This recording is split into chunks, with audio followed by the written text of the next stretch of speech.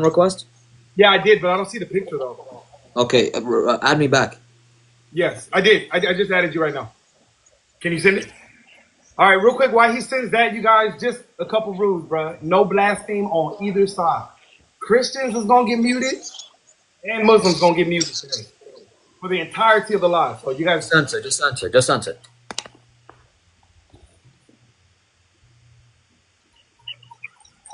Thanks for the rose, my brother. All right. So just before when there's 1 minute left in each timer, I'm just gonna do this. Okay. With my hand, I'm just gonna do a hand gesture to let both of y'all know that there's 1 minute left on the clock. All right. Is there anything else that you guys both wanted to clarify before y'all start? Because I got the timer in front of me. I'm gonna have a timer on my end, just so I can. I think Lubiano, you should have it because you're the mod. I have it in front of me right here. Yeah, the timer. Yeah, but I can't see that, so I want to, yeah. Now you can set it on your end, but he'll make sure that the time is correct. Yeah, So, Q-Top, definitely set it on your end as well. you could have a timer for yourself. I'm just saying I'll have the timer in front of me for the debate. Yeah. Okay. You said 5 minutes, right? 7 minute intros. A 7 minute intro. Okay. All right. I got 7 minutes on the clock. Who wants to go first, or do you want to flip a coin?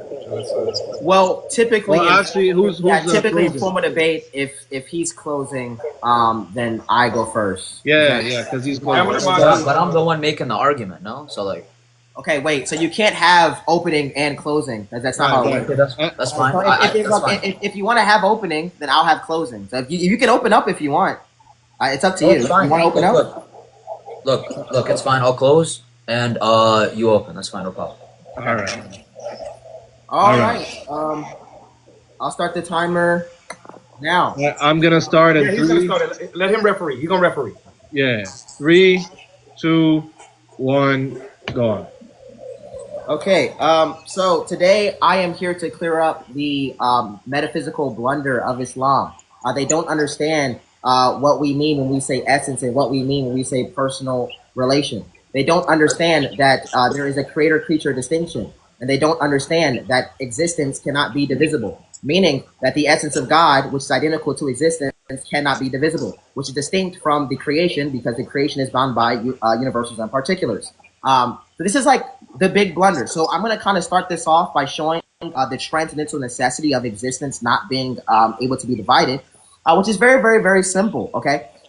Existence, right, is reality. There's not multiple realities. Therefore, there cannot be many different distinctions in reality being essential, meaning that reality as being the mind of God, as being the substance, the uncia, can't actually be essentially divided.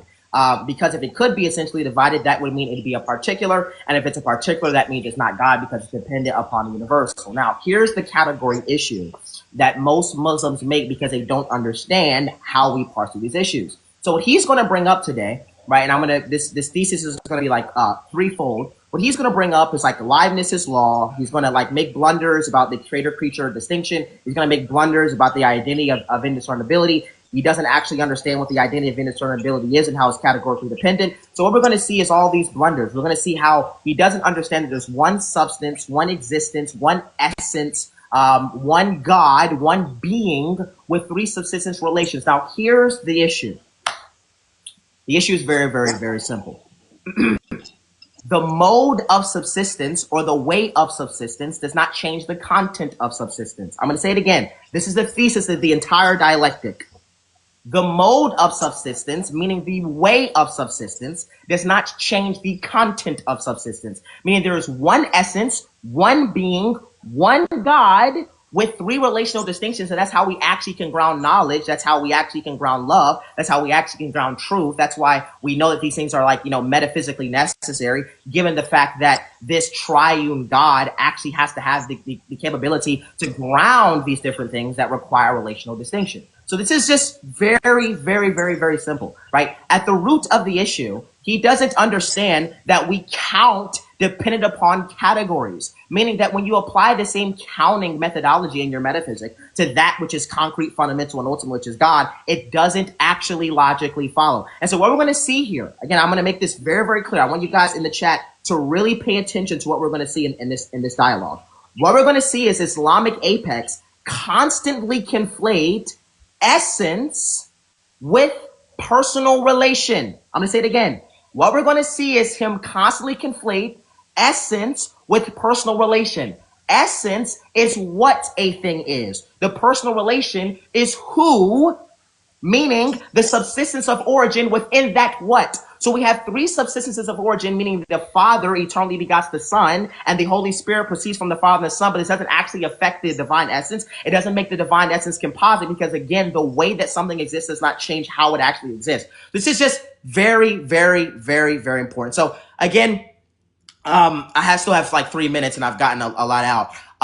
That's just gonna be the main blunder, guys. It's a metaphysical blunder. It's been going around for a very, very long time. We're not modalists. We don't believe that there's one person operating in different modes. We don't believe there's three gods because they claim there are three gods. When we count anything in the creation, there's going to be some sort of essential distinction because of the principle of individuation. All the principle of individuation states is that for any discrete set of particulars, that which is the universal, the particulars are going to be dependent upon, but each discrete set of particulars is going to have something about them that actually makes them be able to be discernible given the fact that they actually exist in a different way, right? Meaning that because everything in the creation is not identical to existence, God is purely act, which all that simply means is that everything that God is, right, or everything that God has, he's identical to, meaning that the essence that is identical to existence. Because essence is indivisible, right? You can't actually say that there's three gods because that would mean that existence is divisible. So again, the main blunder, guys, it just happens when we don't understand the creator-creature distinction. We don't understand how to actually count in relation to essence versus personal relational distinction, and we conflate these two categories under Leibniz's law, which it wouldn't actually follow, because that which is fundamental and ultimate has to have the category set to actually ground isness. Now, I still have 2 minutes. I'm wondering if I should yield my time because I think I just very clearly very clearly, it's just destroyed the multiple blunders. But again, guys, it's just very simple. We serve one God. We serve one being, right? There's one substance, right? And so, in closing here, right, there's three persons, not three beings. There's three relations, not three substances, okay? There is three hypostases, not three existences. There are three relational distinctions within one existence. We serve one God. One God, guys. One God. That's what we serve. We don't serve three gods, okay? We don't serve 99 gods. We don't serve 2 gods. We don't serve 8 gods. God, by definition, and in telling his necessary property set, because God is metaphysically primary, right? God has to be one.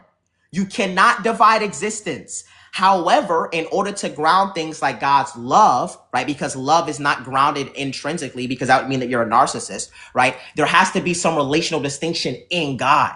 Now, that relational distinction does not make the essence composite because the mode of which something subsists does not change the contents of its subsistence. So it doesn't make the essence composite. We affirm absolute divine, but we don't affirm this composite composer bullcrap. We affirm one God, one essence, one substance, one uncia, one existence, one divine consciousness with 3 distinct relations. I yield my time. God bless again. The entire time, all you guys will see is just blunders and conflating basic metaphysics and creator distinction. Thank you very much. So that was Q-Top's opening. Thank you so much, Q-Top, for that opening. We are going to go ahead with the opening on Islamic Apex's side. Just wait for that. All right, let me just set the time here for myself. By the way, guys, I'm not debating. It's Q-Top and Islamic Apex debating today. 7 minutes on the clock. Let me just make sure I get that. 1 second. All right. Ready when you are, Apex. You ready? Yeah, I'm ready. Just let me know All when to right. start. 3, 2, 1, go ahead. Bismillah. والحمد لله والصلاة والسلام على رسول الله وعلى آله وصحبه ومن اتبعهم بإحسان إلى يوم الدين. أما بعد. Today we're going to show why the Christians have lied on Al-Masih ibn Maryam alayhi salatu wassalam, the Messiah, son of Mary, claiming that he's God and that he is God with the Father and the Spirit, creating a triunity, and that therefore it's one God due to the fact that they share one essence. And what we're going to be demonstrating here today is that logically it follows and that you cannot really evade the logical problem of the Trinity. And we're going to demonstrate that using two arguments. Let's start off by first, discussing the logic of counting, right? How is monotheism measured? Firstly, the foundation, which is counting and logic, obviously. To say that there is one God requires a logical system of counting. The classical counting method, which is also identified as a CCM, is the universal way humans count and discern things or distinguish things. Counting depends on two axioms. We have the axiom number one, which is distinct units, that is defined as for any two counted things, they must be really distinct, meaning X and Y, they are distinct and they are not each other. Axiom 2 is the class. Counting happens within a type. To count apples, each must truly be an apple. Let's start with the first argument, which is the classical counting method argument, the CCM. For all x, this is premise 1 by the way, we're going to give it in a syllogistic matter. Premise 1, for all x and y, if x is God and y is God, then x just is y. This is the formal regimentation of monotheism under classical counting method, the CCM. Premise 2, if Jesus is God and the Father is God, then Jesus just is the Father. That follows from premise 1. Premise 3, Jesus is not identical to the Father, and that's obviously the Trinitarian claim. Premise 4, Jesus is God and the Father is God, which is also the Trinitarian claim. And then premise 5, or which is actually conclusion 1, therefore Jesus is identical to the Father, that is modus ponens, following from premise 2 and 4.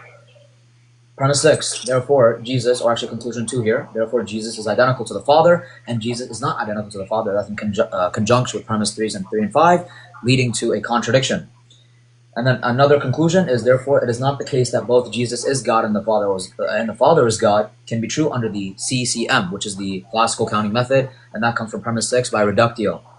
Conclusion number 4, therefore to reject premise 1, it is to deny either monotheism or the CCM method itself, which is just a metalogical conclusion, and this would mean that he is denying the classical counting method, which is the universal way in which we count, or he accepts the contradiction, meaning denying monotheism.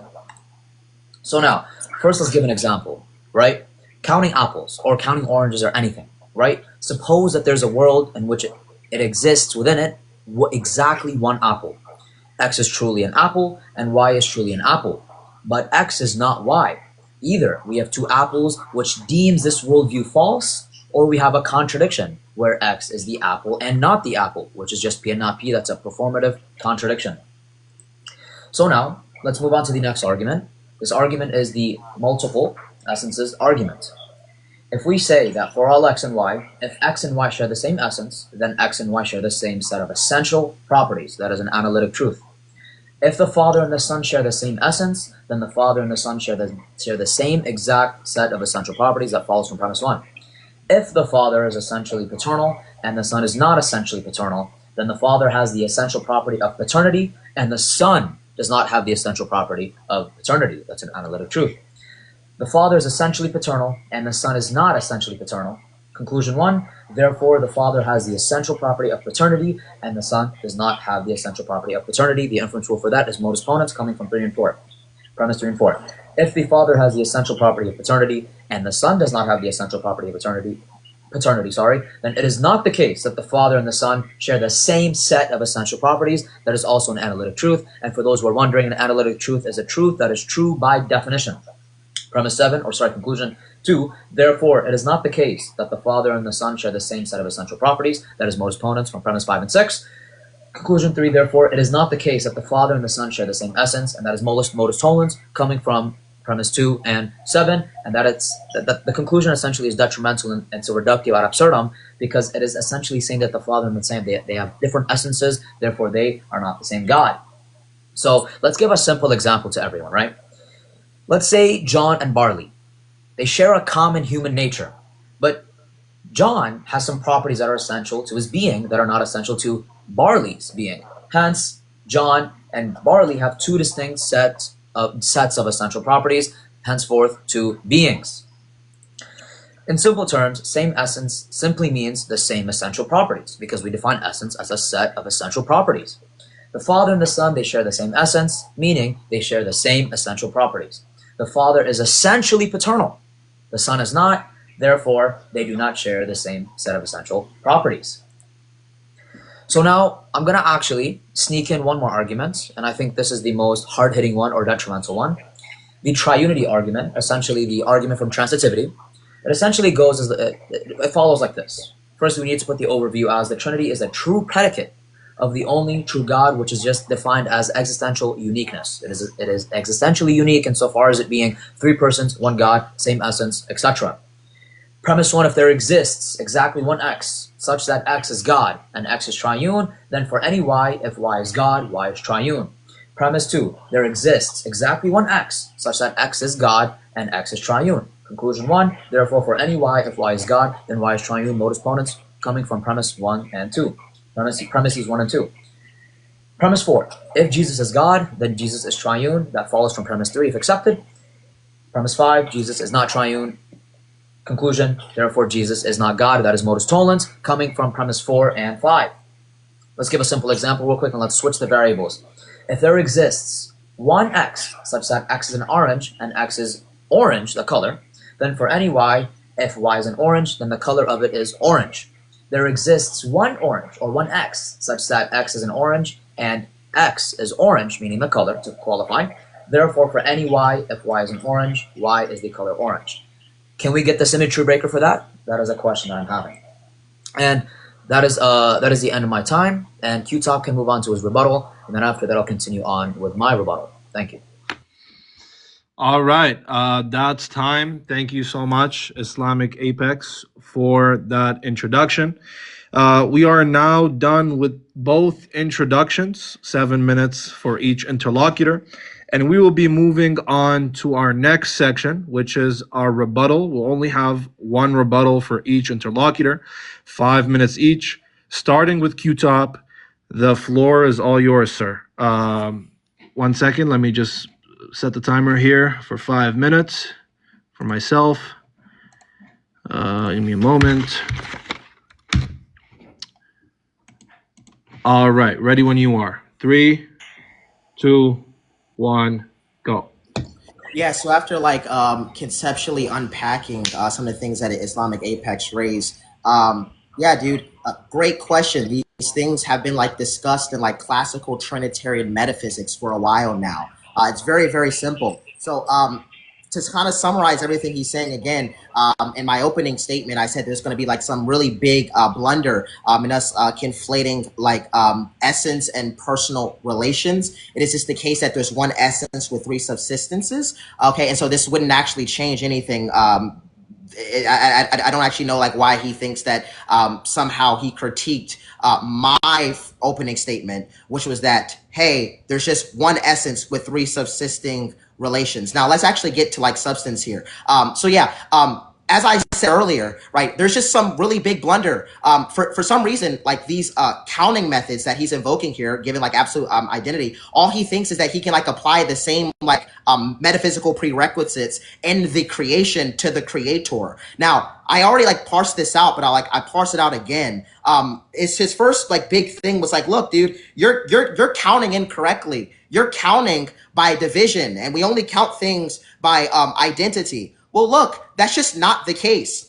You can count by division. So for instance, if I have a bagel and I cut the bagel, in half, I don't just suddenly have 2 bagels now, right? So this is just very, very simple. I don't know why there's this blunder being made here.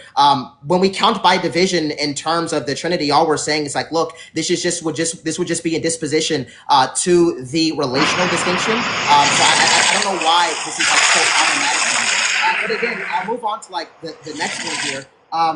Yeah, so he says, look, for all x, right, if x is identical to y, everything true of x is true of y. Yeah, so Leibniz's law, which he is invoking, was the identity of indiscernibility, which is I brought up earlier. All this is doing is just saying, well, look, given a specific category, right? If we have X and X is truly identical to Y, well, then everything true of X is true of Y. The blunder here is that personal relations doesn't actually affect essence. So what we mean when we say this is this, like, look, there's three personal subsistences in one essence. The blunder is that he's conflating these two, right? So Leibniz's law is categorically dependent. We don't apply Leibniz's law to two distinct categories in which it wouldn't follow. We have essence, which is what something is, and persons, which is who something is. He's trying to combine these two categories into one. I don't know why he's doing that. I really don't know why he's doing that. Again, it's a really, really, really big blunder.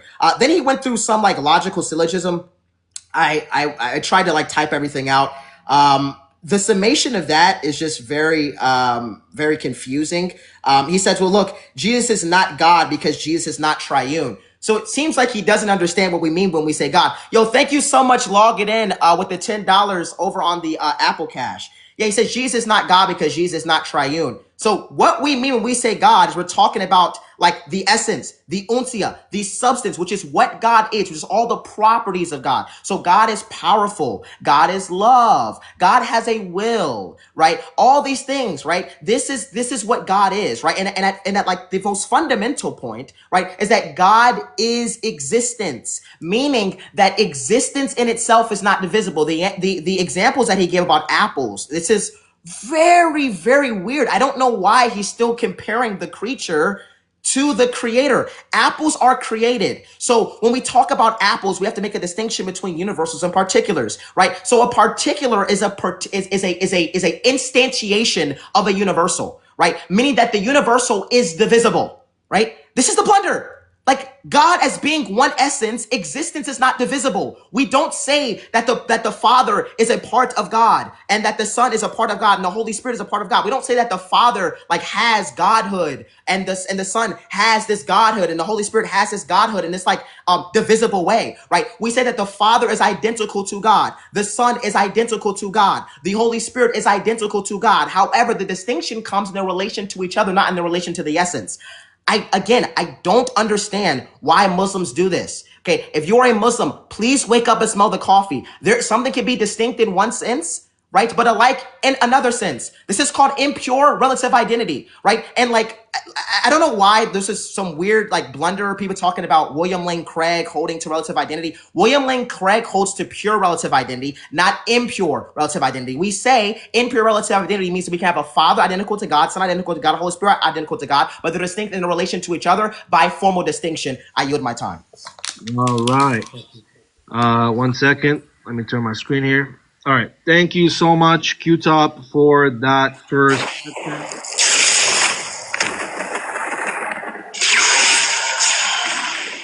Wait for this to go on. W's.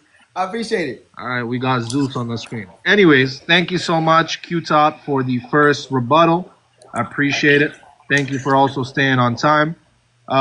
Let me pull it up your timer here, Islamic Apex. A second. 5 minutes on the clock. 1 sec. 5 minutes. Let me know when you got it so I can start. Yeah, I'll let you know, man. Don't worry. All right. 3, 2, 1. Go ahead. Just before I actually unpack all of the substance, you're going a little too fast, right? Like no one can understand you. I mean, at the end, it sounded like you were lagging a bit. You weren't really like articulating yourself properly, and as you should, because that's not what debate etiquette is, and you're not representing it correctly. To start off, you mentioned that I mentioned identity of discernibles. In fact, it's indiscernibility of identity, right? So that's what Leibniz's law is. He's confused. So Leibniz's law is not identity of discernibles.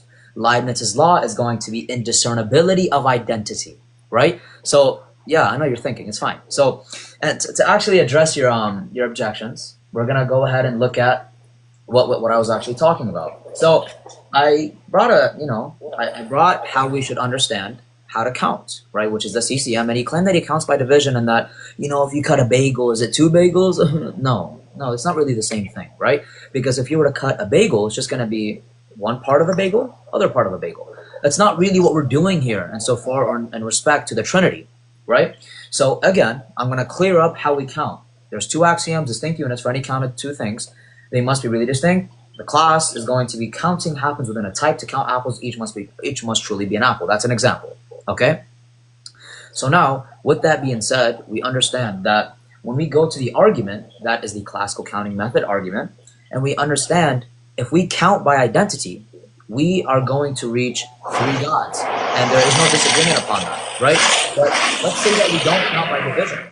When we count by division, it still doesn't evade the argument. I pause the time. Yeah, so I pause the time. If a gift that's not loud comes, it's okay. I'll let it go for both parties. But if a loud gift comes, I'll just pause the time. All right. Okay, no worries. Yeah, that's fine. All right. I'm gonna get back. 3, 2, 1, go. Okay, thank you. So when we go to the CCM argument, which is a classical counting method argument, right, that which he failed to evade, by the way, he claims that counting by division is the way we count because God is distinct from creation and that he is not a particular nor universal. Therefore, we don't uphold the same counting method, special pleading. So he didn't bring any justification why we should count different for God or gods versus creation. A created being or created beings should not be counted different than how we count God because that is simply special pleading. All you're saying is, oh, well, God is different than us, then therefore we're going to count differently. That's not how things work here. That's not how we count. By the way, I gave 3 syllogisms. I didn't really get a response for any of them, right? I got like, a little bit of, some tangents here, some tangents there, but I really want you to answer this question. If we were to count by identity, would we reach 3 gods? And if we are still counting by division, qualify what you mean by counting by division, right? You don't even have to give a formal definition. I'll accept an ostensive definition, which is simply a definition by example. I'm not going to be too picky on that, to be fair. And one is got it. Okay, go ahead, continue. So I'm gonna read one argument or two, and I want you to tell me. One sec. All right, I'm gonna start it now. You have to wait for me to start it and pause it, bro. Got you. Okay. All right, go ahead. Okay, thank you. So I just want you to address like these arguments. I'm going to read you them one by one again. Tell me which premises you reject and tell me why. So the trinity argument, if there exists exactly one x, such that x is God and x is triune, then for any y is God, y is triune. Premise 2, there exists exactly one x, domain semantics by the way, such that x is God and x is triune. Premise 3, or conclusion 1, therefore for any y, if y is God, then y is triune, modus ponens.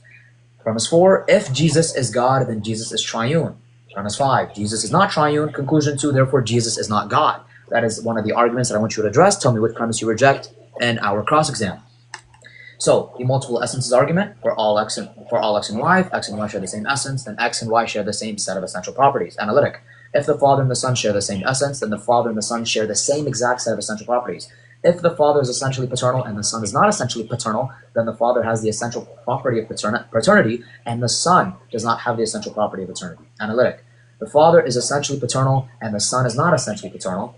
Conclusion 1, therefore the Father has the essential property of paternity, and the Son does not have the essential property of paternity. Modus ponens. If the Father has the essential property of paternity, and the Son does not have the essential property of paternity, then it is not the case that the Father and the Son share the same exact set of essential properties.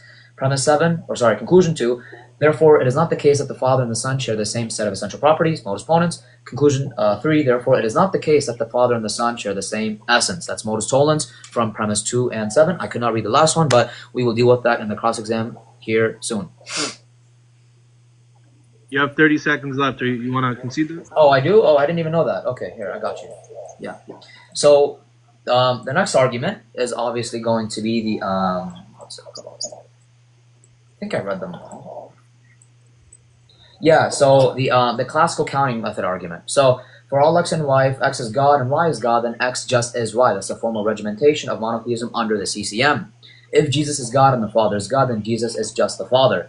Jesus is not identical to the Father. Premise 4, Jesus is God and the Father. Wrap it up, bro. It's done. Time's up? Okay, cool. Yeah, time's up. Hey, Q, did a lion come in your time? Yeah, I mean, something did come in my time. But it's okay then. I didn't notice it, so I'll give you an extra minute in your cross exam. All right. So we'll give Q-Top an extra minute, so we have 26 minutes of cross exam, and then we'll go over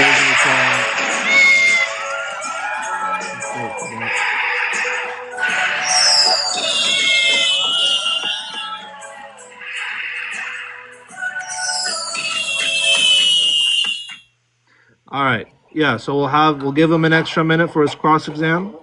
So we have 26 minutes of rapid crossfire. And as remember, if he asks you a yes or no question, unless you have justification for why it's loaded, then please answer with a yes or a no, and you have 40 seconds. Within that 40 seconds or so, to go ahead and qualify your answer. Please make sure you keep it within the 40-second mark. If you go a little bit over here and there, it's fine. But if you do it too much, I'm gonna have to stop you. If you're not answering the question, I'm gonna have to stop you. All right? So let me just put the 25 minutes here. Second.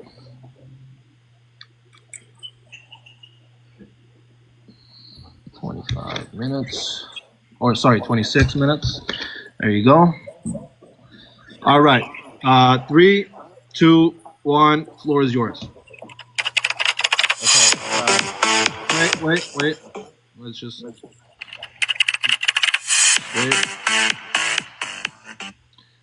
All right. Go ahead. Okay, so I'm going to take this time just to ask some questions about the Trinity. This is just clarifying questions because obviously I'm not critiquing Tawheed. Do you think existence is divisible? Yes or no? And by existence, you just mean like, like for example, such being that exists. Like that's just like, I'm just wondering what you mean by existence. No, I'm not mean the being that exists. I mean that which is identical to existence. So the act of being itself, not a particular being that exists. I don't believe existence is identical to anything. So that question is not I'm not asking categorical. you if you believe existence is identical to anything. I'm saying, is existence divisible? That's the question I asked you. Well, I don't know what you mean by existence here. Yeah, I just explained what I mean. You want me to define it again? No, you didn't. I'm Yeah, just so gonna existence.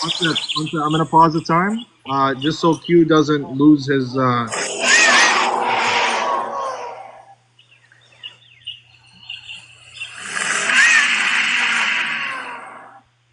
All right.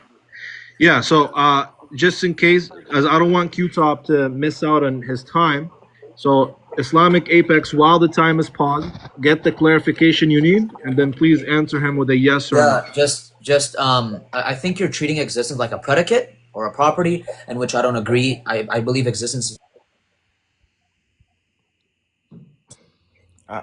Somebody's lagging. Yeah, he's lagging. What existence here? And as you just lagged for the last 8 seconds or so. Yes. You want me to repeat it? Go ahead. Okay, so Q-Top, it sounds like you're taking existence as like a predicate or property.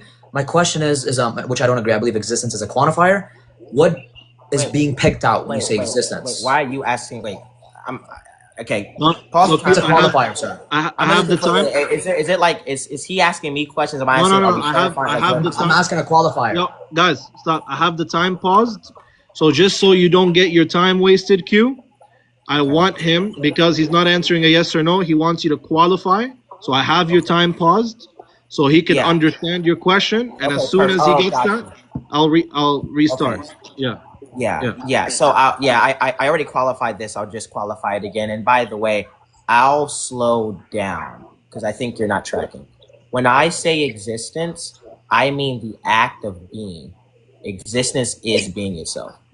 So existence is not divisible. I'm asking you if you think it's divisible. What is act of? I'm sorry. What is act of being? This is just more ambiguous. What is act of being? So at this point, this is the crux of the entire conversation, and for some reason, he doesn't know what anything means. Yeah, existence. I'm defining. Do you know what the word act is? Do you know what the word act means? Is that a question? Yeah. Yeah, act. I know it's ambiguous though. Like you could be referring to act in the sense that God is one act, or you're acting for a show. You have to flush everything out. I don't think you're trying. All right. So Q, do you want me to reset your time again? Yeah, bro. You have to just reset everything because this is like literally the crux of the entire debate, and he just doesn't know what anything means now. Yeah. So No one yeah. understands what you're saying. I'm gonna start the time I again. think you don't understand. I don't think you should predicate guys, on the chat. Guys, stop. All right, we're gonna start the time again. Q, continue with your questions, and Apex, please answer to the best of your ability, yes or no, if it's a straight dichotomy, and the 40 seconds to qualify. All right, I'm starting now. Yeah, I'm going to ask him the question again. When I say existence, I'm saying the act of being. So when I say existence, I'm saying that which is fundamental. Existence is a being. So I'm asking you if you think that existence as being that which is fundamental can be divisible. Yes or no? Again, you're not disambiguating very well. I'm gonna ask the qualifier again. When you say act of being, what the heck does that pick out? I don't think anyone is understanding what you're saying. I don't think you understand because you're not able to disambiguate. Enes, you can't ask him questions. All right, guys. All right. Enes, when you're being questioned, you can't ask him questions.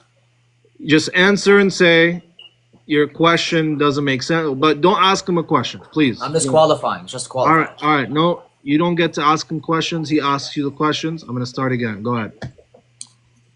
Yeah, I don't know. Like, existence is like really, really fundamental. Like, nothing can even be true if it doesn't exist. So I'm gonna ask him the question again. When I say existence, I mean the act of being.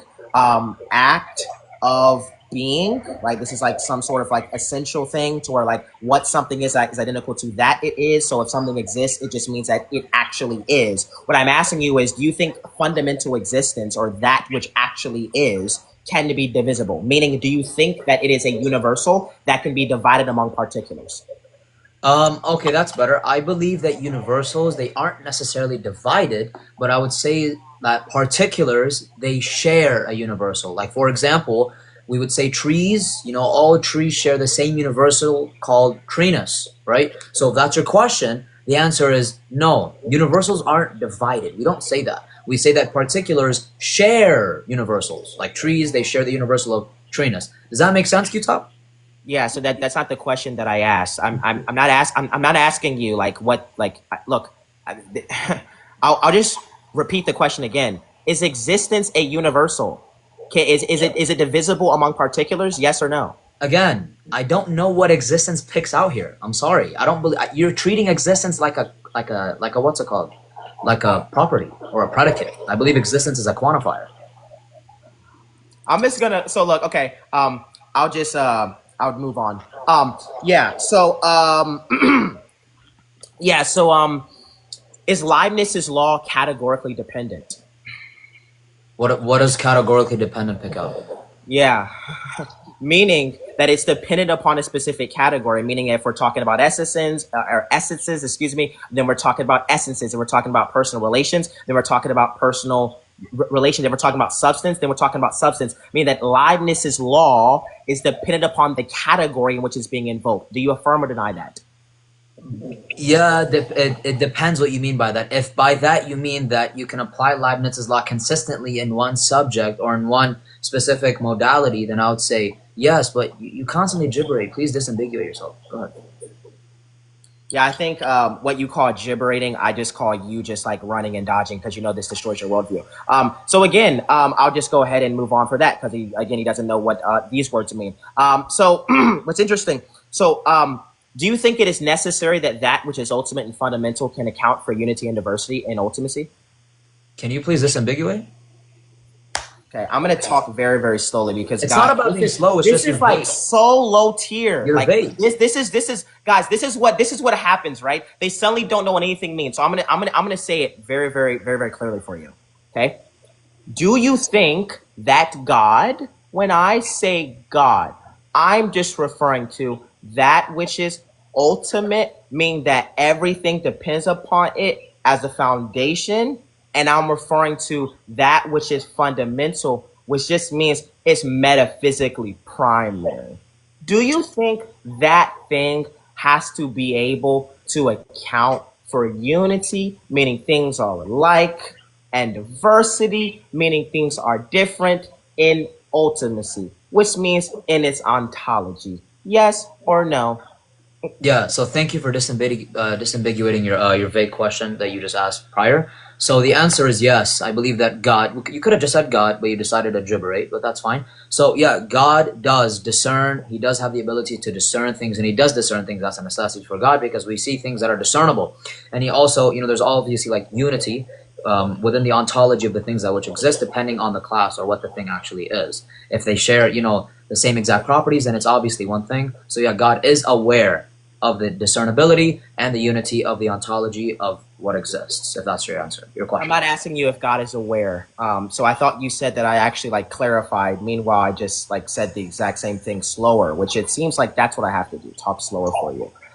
So Islamic Apex, you didn't answer my question. So I'll ask the question again. This is an ontological question, not an epistemic question. So this doesn't have to do with perception. I'm using my words very clearly for you, okay? I'm going to ask you the question again. Is it necessary to account for the problem of the one and the many, meaning unity and diversity, that God must possess or be able to, in his own ontology, ground unity and diversity in ultimacy? Yes or no? That's a yes or no question. And you mean by ultimacy ontology? I've already said that, yes. Okay, good. So yeah, we believe that it's necessary for God to, have the ability or to ground the discernibility and the unity of these things. Even though your question's gibberish, I'm just answering based on what I think you're saying, because I don't think you even understand what the hell you're saying, to be respectful. But yeah, if by the gibberish you just said you mean that does God ground discernibility and unity, and by that I think you mean that it's necessary for God to have the ability to discern, because then it would be grounded, then yes, it is necessary. Just please be less vague and disambiguate. I didn't say talk slower. I said disambiguate. There's a difference. Thanks. Yeah, so I think like what you call gibberating, again, I'll repeat my thesis. I think you just either can't intellectually track or you're just disingenuous. And then you do like the nervous laughter for cope. So that actually didn't answer my question again, right? I'm asking you an ontological question here. Can you define ontology for us? What does ontology mean? Ontology is simply just a branch within philosophy that is also just the same as metaphysics. It's exploring the nature of reality. So that's what ontology is. So now that I answered, ask your next question, sir. Thank you. Yeah, ontology is the nature of being. So that's just you presupposing that reality is a being, which is, yeah, like I would accept that, but that's like actually not like the academic definition of ontology, by the way. It's a study of being. So yeah. Ontology being the study of being. Okay, I'm asking you about God's being.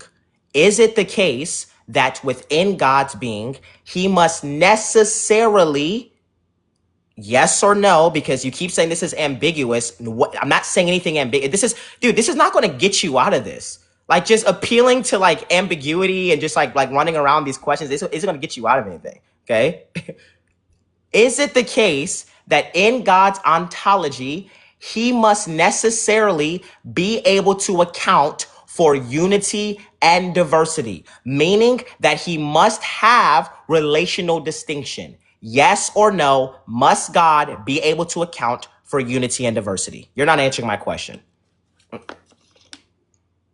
Yeah, before I answer your question, the reason why your question's not answered like this is because to be answered like this, you have to be more stipulative and lexical, which is the complete opposite of No what problem. No I'm problem. responding. I'm responding. No, No, but I'm responding. I'm responding. Yeah, please actually respond. Yeah, I've asked this like four Thank times you. now. No, but I'm talking and I'm responding and you're interrupting.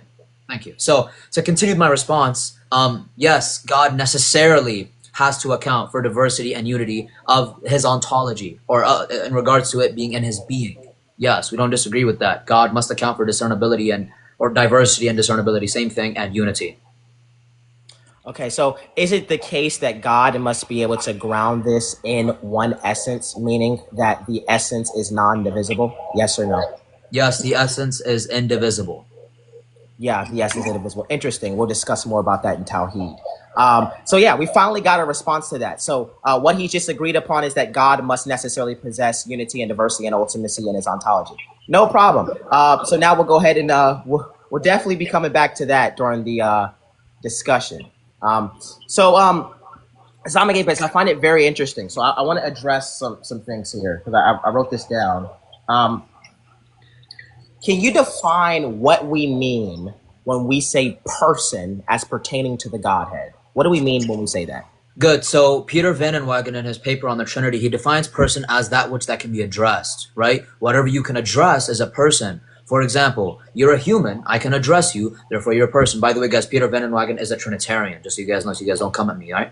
So in his paper on the Trinity, he defines person as that which that can be addressed. So anything that which you can address is a person. You can address a dog, the dog is a person.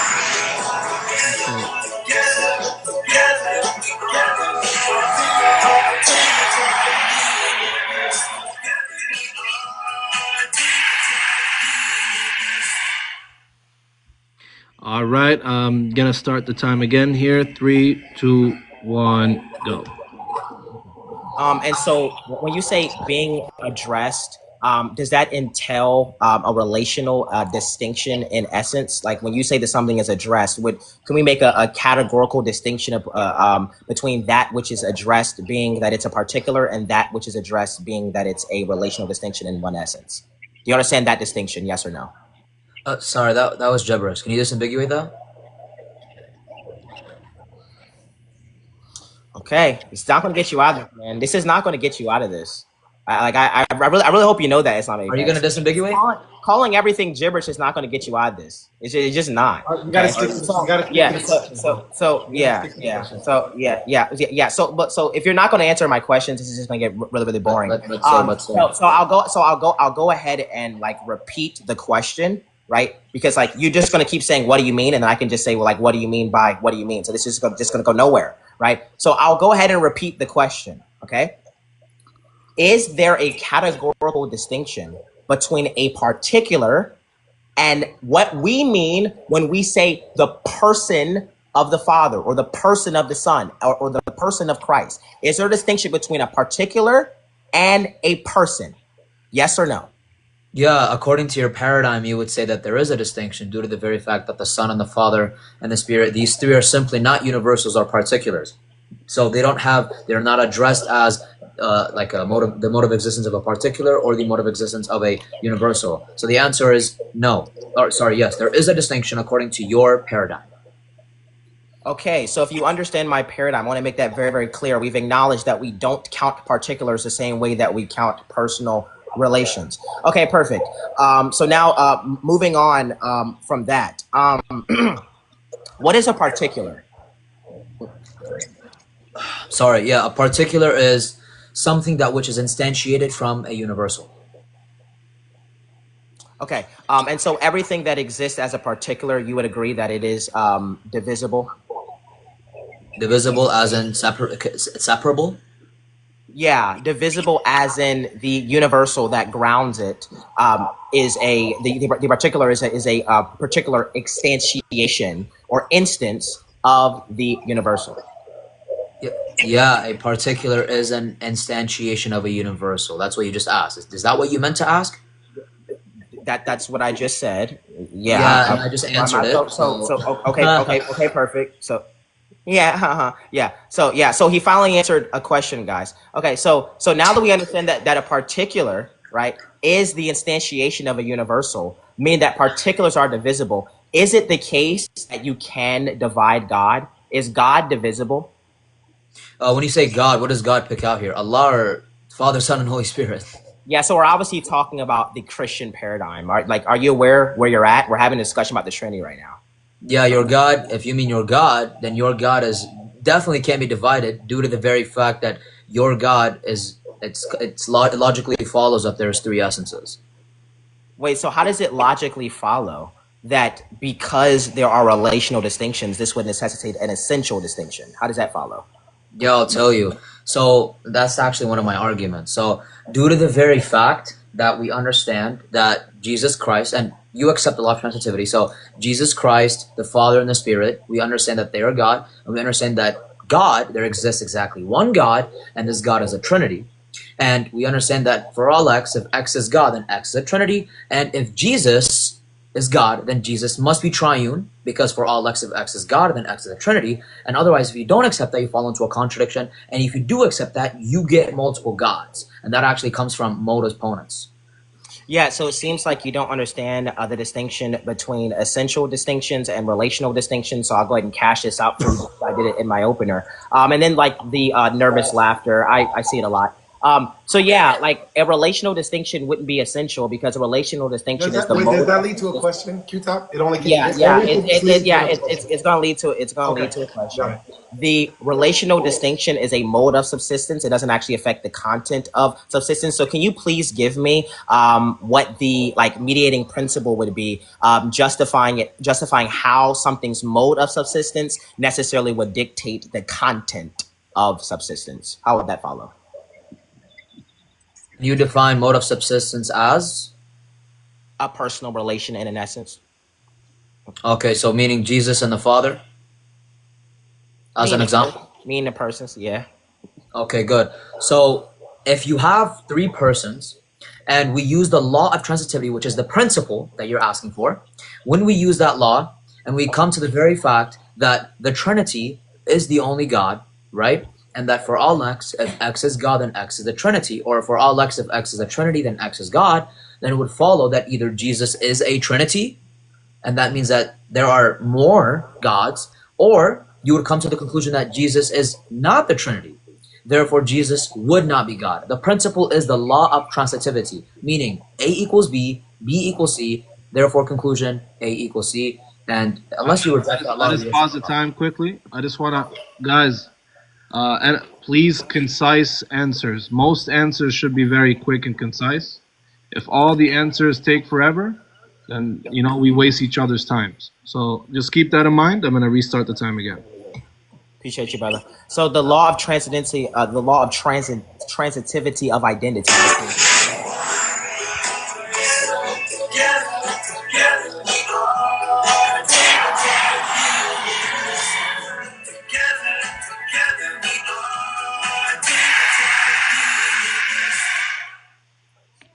All right, I'm gonna start the time again. Go ahead. Yeah. So, would you affirm that the law of transitivity of identity is categorically dependent? No. It is not categorically dependent. So the law of transitivity of identity applies in all categories? Yeah, I believe it's applicable. Okay, perfect. So the law of transitivity of identity would also be applicable in parsing through universals and particulars? It would apply everywhere. So a universal is the same as a particular? No, you'd have to explain how the law of transitivity demonstrates that. Yeah, well, the law of transitivity of identity, I thought that you knew what it was. It's just saying that, like, well, look, everything true of X is true of Y. So the law of transitivity of identity is just essentially Leibniz's law. That it's just saying, like, well, look, if something is true of X, then like all these properties true of X is also true of Y. So I'm asking you, like, if this law would be applicable to universals and particulars, meaning that a particular is that identical in any sense to the universal. Firstly, to address your blunder, the law of transitivity of identity is not Leibniz's law, right? You're confused. You don't know what you're talking about, right? Leibniz's law states specifically that for all x and y, if x and y share the same properties, then they're the same thing. The law of transitivity says A equals B and B equals C. Therefore, this entails necessarily that A equals C. All right, so you're confused. You don't know what you're talking about. Go ahead with the next question. I know the distinction and the symmetry breaker between the law or the Leibniz's law and the law of transitivity. They're not the same thing. Yeah, so they actually are the same thing. Leibniz's law says everything true of X is true of Y. And so if we actually like apply this out, that's when we would get to the law of transitivity of identity. So the law of transitivity of identity is Leibniz's law actually cashed out in a particular domain, right? So if you say A equals B, B equals C, then A would equal C. That's just simply Leibniz's law, because in order to actually form that statement, it would just be the case that A would actually have to be identical to B, meaning that everything true of A is also true of B. So with that being said, can you please give me the symmetry breaker? I'm going to ask again, can you please give me the symmetry breaker between, if it is the case that a particular is identical to a universal, can we apply Leibniz's law or the transitivity of identity to particulars and universals? Can we apply that? Sorry, that's going to be a loaded question. I think you're malfunctioning here, and I'll tell you exactly why. Because I don't believe particulars at all can be identical to universals. I think that's gibberish, and you know my ontology. I'm a conceptualist, so start the engine back up, bro. Ask the right questions. Go ahead. Yeah, so you made a blunder there. Thank you for not answering my question. A conceptualist has nothing to do with a divine conceptualist. You said that last time. But yeah, so now that you've pivoted from that, I'm going to ask it maybe in a different way. The law of transitivity of identity says that if A is equal to B and B is equal to C, then A is equal to C. This will just be a different expression of Leibniz's law, because when you say that A is equal to B, you're just saying that everything true of A is true of B, right? So I'm asking you, if you do not think that the law of transitivity of identity is non-categorically dependent as being explicated by Leibniz's law, okay, how can you explain any identity in reality? Can you give me two things besides a mathematical equation, two particulars that are absolutely identical? Well, no, because due to the very fact that there is two, they wouldn't be absolutely identical. Like, what's wrong with you? If there's two things, you cannot even class them as absolutely identical, because if they were absolutely identical, then it would be the case that there is not two things. What are you talking about? You can't count? Okay. So yeah, so it seems that you don't understand the nature of my question. It's very obvious by the nervous laughter. So I'm going to ask you the question again. You said that the law of transitivity of identity is not categorically dependent. And the law of transitivity of identity is just Leibniz's law explicated. So what I'm asking you is, can you give me an example of where the law of transitivity of identity would be applicable? Give me an example of the law of transitive identity. Not the math. Give me an example of the law of transitive identity that's actually applicable in the real world. Yeah, for example, I mean, we could say, like, for example, you have air, right? And by the way, this is a semantical reduction, or sorry, a semantical distinction, but an ontological reduction. Let's say we have air, air equals oxygen, and then that's A equals B, and then we're gonna say oxygen equals, or let's say, sorry, I meant to say we have liquid, we have like the ocean, right? We have the liquid in the ocean that is equal to water. Water equals H2O, therefore H2O equals liquid in the ocean. That's an example of an ontological reduction, but a semantical difference. Do you understand how this can apply? This is due to the very fact that A, B, and C are all equal. Do you understand? Yeah, and so you actually just demonstrated my point. So what we're talking about is we're talking about H2O, we're talking about water. We're not talking about any relational distinction within that. So we're talking about the same category, right? So this would just show that it's categorically dependent. So can you give me an example of the law of transitivity of identity that is talking about two distinct categories? Yeah, the point is there is not a distinction. There's only a semantical distinction. Why? Because A equals B. An equivalence here is stating an absolute identity, right? Since there's an absolute identity, you're not going to find any distinction. It's going to be ontologically reduced to the same exact thing, same thing, but there's just a semantical and syntactical distinction. You understand? So you're not answering my question again. I told you why it's very obvious by the nervous laughter. So let's actually Oh my God. let's actually bring this back, right? Let's bring this back. Can you repeat the question I've even been asking you? Yeah, you're asking me how can we demonstrate the law of transitivity? How can we demonstrate and apply this to the real world? I can track, but you can't track why I'm answering the way I'm answering. No. I asked you. I asked you. Is the law of transitivity of identity categorically dependent? You said no. So then I said demonstrate in the real world how the law of transitivity of identity is not categorically dependent. And you haven't done that. All you did was you talked about water and H2O, right? That's the same category. H2O is water. There's no relational distinction in there, right? So when we talk about the Father, Son, and Holy Spirit, we're saying, well, look, these are identical in essence, but there's a different relational distinction because one is begotten of the other and one proceeds from the Father and the Son. So like, I don't understand like why you're making this weird blunder. So I'm gonna ask you the question again. Can you please give me an example of how the law of transitivity of identity is non-categorically dependent? Yeah, to simply answer your question is actually close to an argument from silence, and I'll tell you exactly why, okay? This is because I have no reason to believe that there is going to be a categorical dependence on when we can use this specific law, right? This comes from the principle of epistemic openness. I'm not given a justified reason as to believe the contrary, therefore I accept the former, all right? So Q-Top, it's your job to tell us why there's a categorical dependence. I believe there isn't because I believe the law logically follows everywhere and I see no defeater. Thank you. Yeah, so what we just saw there was him actually not give a justification, which is another, again, guys, in my opening statement, I spoke about this, right? How the Muslim cannot give a justification for how Leibniz's law is not categorically dependent. We just saw that there. He said, I'm giving an argument for silence when I'm actually asking him to justify the nature of his claim. Right now, I'm not giving an argument for silence because how we address the Trinity is we speak about essence and personal relations. I mean, we have three personal relations in one essence. So you can't apply the law of transitivity of identity because these things are categorically dependent. Right? You said they're non-categorically dependent, but you couldn't even give me a justification. So we'll move on from there. What's my time? I think I'm almost okay. 1 minute and 20 seconds. Okay, perfect. Okay, went over that. Okay, interesting. So Can you define what we mean when we say essence in a Christian doctrine? The Christian doctrine is not unified on one definition of essence. I'll give a couple though. Essence could be defined as a set of essential properties. Essence could be defined as, like for example, the existence of a thing or the mode of existence of a thing, or what the thing is. Sorry, it's like isness.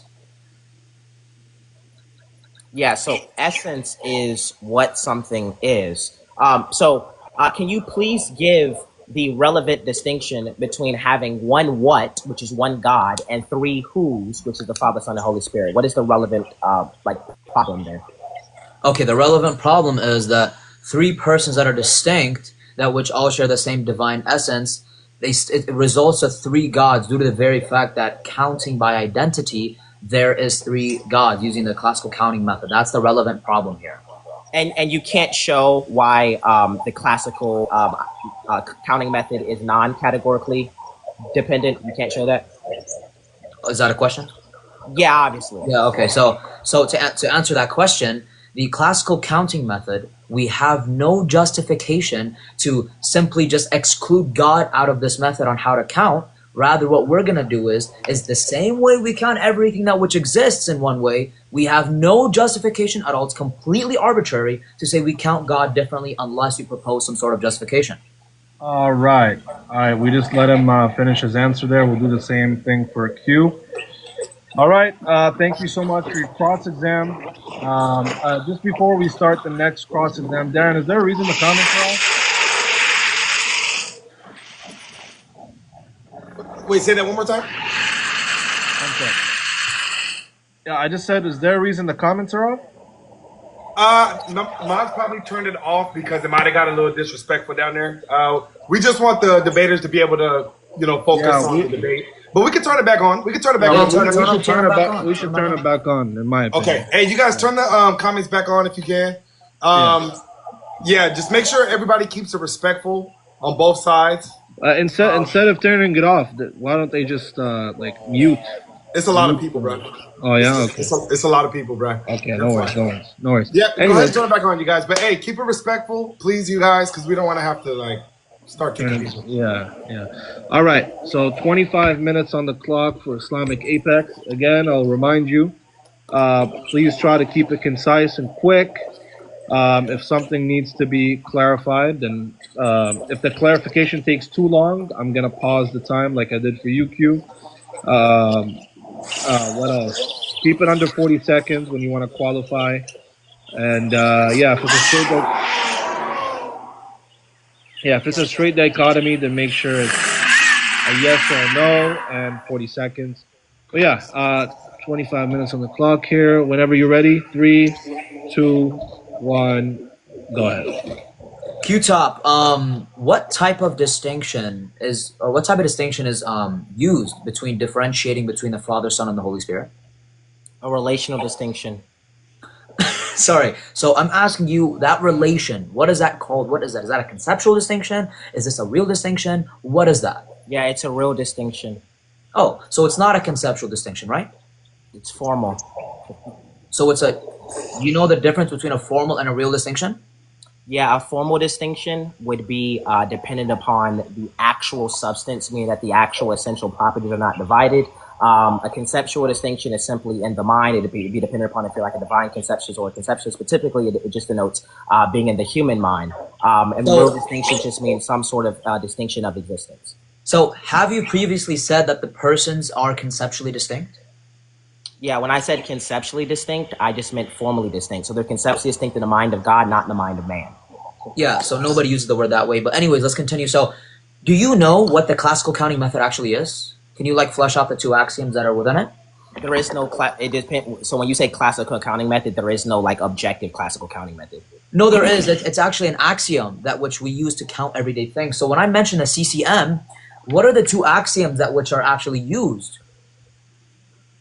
Yeah, there is no classical counting method. So so he's not going to answer the question, and that's fine. Necessarily. No, Yeah, I'm okay. answering. I don't know why I'm being interrupted. You're not answering. I don't know why I'm being interrupted. I didn't interrupt you. One sec, guys. One sec, Enes. When you ask the question, he has 40 seconds to respond, bro. Okay. Sure, no problem. All right, keep going.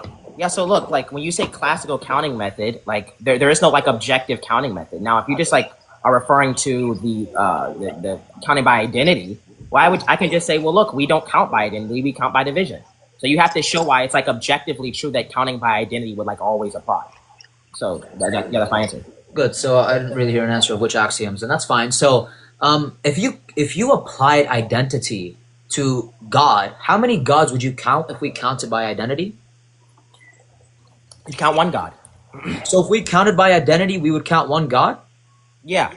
What does it mean to count by identity, sir? Yeah, well, you didn't actually specify what you meant by identity. In the Christian context, we count by impure relative identity, which is a type of identity, which is just to say that there's one essence, but within that one essence, there's distinctions of relation. So we count by relative identity or impure relative identity, which is a type of identity.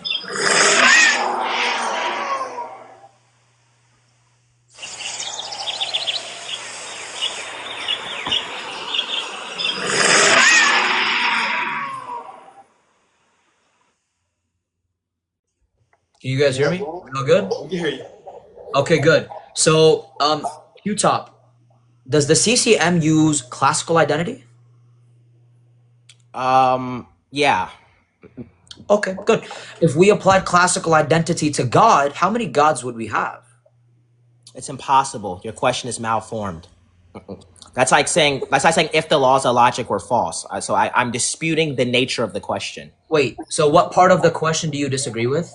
Yeah, because God is metaphysically primary, existence is indivisible. Therefore, you can't actually divide existence like you would divide particulars. So we count the created order differently than the creator. Oh, so you're saying that we're essentially special pleading and we're counting different due to the very fact that God is distinct from creation. Okay, good. So my question is we cannot apply classical identity to God. Can you quantify God? By quantification, if you just mean like discernibility of personal relation, yes. Okay, good. So we can create a discernibility. Good. So when you say when we discern these persons, right? What makes them one God? What makes them one God is that they share one divine essence. The essence is actually what God is. So all the essential properties that make God God are fully possessed by three distinct relations. Good. Can you please cash out for us what classical identity is? Yeah, classical identity would just be some sort of representation or explication of Leibniz's law, which just says that X is identical to Y. Everything true of X is true of Y. So when we count, if there's no indiscernibility, then that would just mean like one thing under classical identity. Good. Do you accept classical identity? I think it's categorically dependent. Yes, I do accept it. Okay. Why can we not use classical identity to count how many gods there are? Yes, I'll say it again, which is what I said in my opener. We can't use it because like existence is indivisible. So we apply this to particulars. We don't apply this to that which is the instantiation of particulars, which is God. So because God is existence, you can think about God being reality. We can't divide reality because that means there would be different distinct realities. There's only one objective reality. There's only one objective God, and that God is identical to existence. And there's three relational distinctions that fully possess existence. Okay, good. Thank you for that answer. So would you say that when you say that God is identical, wait, you said that God is an instantiation of a particular. What does that mean? Yeah, I never said God was an instantiation of our particulars. You did. You did. I said that God instantiates all particulars. God instantiates all particulars. That's not what you said. You said that God instantiates from particulars. So can you tell us, wait, 1 second, Q-Top. So what does it mean when you say that God instantiates particulars? Yeah, I mean that God created all things, and God possesses all distinct ideas, which is the universal of particulars. And so, because God created all things, the created order would just be just particulars, because it all would be expressed by the universal, which is God. Good. Would you agree that the essence of God, it being one, creates the fact that there is one God? Say that again. Yeah, please understand what I'm telling you. Track, right? So when I say, is the essence of God, it being identified as one and exactly one essence, is that what generates us the idea that there is exactly one God? Answer, please. I don't know what any of that means. I'm going to take Okay, it. so again, I'm going to take it. I'm still speaking, dude. I'm trying to answer your question. If all you mean by that is like God being one essence, is that why we count one God? Yeah, we count one God because there is one Godhood that is shared by three persons. Okay, good. So the reason why there is one God is due to the fact that there's exactly one essence that which all three persons share. Good. And do you define essence as a set of essential properties? Yes, essence is essential properties. Yes. Okay, good. Would you agree that the only reason that they are one God is due to the fact that they all share the same essence? Yes. Oh, good. So here comes a concession. So do me and you share the same essence? No, we do not. Okay, good. What are the essential properties that me and you have that are distinct? Yeah, the essential properties we have that are distinct is our participation in existence. So we participate in existence in a different way, right? So I exist in a different way than you. So we both possess the human nature, but the way that we exist is distinct because our essence is not identical to our existence, right? And so it is the case that we, as being humans, right, we are particulars of the humanity universal. Right. And that humanity universal is divisible. Existence is not divisible because God is distinct because what God is, he's identical to. So God is identical to existence. We are not identical to existence. So we participate in existence in two distinct ways. Thanks. So again, I'm going to ask you this. Do you understand what an essential property even is? Yeah, an essential property would just mean that like something that makes an essence what it is. So if an essence does not have an essential property, then the thing actually wouldn't exist. Okay, good. Q-Top, humans have two essential properties. What are they? I mean, whatever you define them as. No, I mean, what are they, sir? What are they? You say essential properties in humans. I mean, we have the human nature. Sorry, that's the essence, right? I'm asking you the two properties that make up the humanity. What are these two properties? I'm not done asking my question. What are these two properties in which every human has to make them a human? What are they, sir? I mean, look, if by properties you just mean like what we possess. Like I mean, we possess rationality. We're agents. Like I don't really know how this is relevant. Yeah, it's relevant, and you'll see why. So, which properties? It's the last time I'm asking this. Which essential properties do me and you have that make us a human necessarily? Yeah, we have the ability to reason. We're made in the image of God, and we have agency. Sorry, I didn't hear properties. I just heard like some sentences. So we have rationality and we have animality. Would you agree that it's necessary for a human to be a human? They must have rationality and animality. Yes or no? I literally just said reason, so yes, and then I said act, which is agency. So I literally just said exactly what you just said. So so animality is agency now, right? So how did I like misrepresent that? You're asking a question. You can ask a question. Sorry. Thank you. So yeah, you didn't mention animality, and that's okay. Sometimes you don't know things. That's fine. So my question is do me and you both have animality and rationality? Yes. Okay, good. And we understand that if X shares the same essential properties as Y, then X and Y share the same essence. Do you agree with that biconditional, sir? I think it's categorically dependent, so no. Would you agree with it in this category? No. Why? Yeah, because we have different participations in existence. So the universal is divisible. So we are distinct. We are not the same person. We are distinct. And the reason we are distinct and the reason that we're not the exact same essence is because we have essential categories and properties that are distinct. We do not have the same essential properties. Okay, good. So do you understand the difference between an accident and an essential property? Yes, an accident is something that is not necessary. An essential property would be necessary. So in God, there is no accidents because God's existence is necessary, and its essence is necessary because God's essence is identical to its existence. So accidents are contingent, meaning that they could have been different, and something being essential means that it's necessary. It's an essential property of an essence. So Q-Top, do me and you differ on accidents but share the same exact two essential properties? When you say do we differ on accidents, and by accidents you just mean the contingent properties that we have, and by essential properties you just mean rationality and agency. Yes, Animality. Animality is a type of. I don't look. What do you mean when you say animality? What is that? Can you answer the question? What is that? I'm asking. Can you answer the question? I need clarification on what you mean. When you say animality. Look. I need clarification. I don't understand you. All right, I'm gonna pause. He wants clarification, so we have to grant him that. Go ahead and clarify. Okay, good. So animality, I'm gonna just grant to you that it means agency. It has no relevance to the argument whatsoever. Are you gonna let me? Are you okay?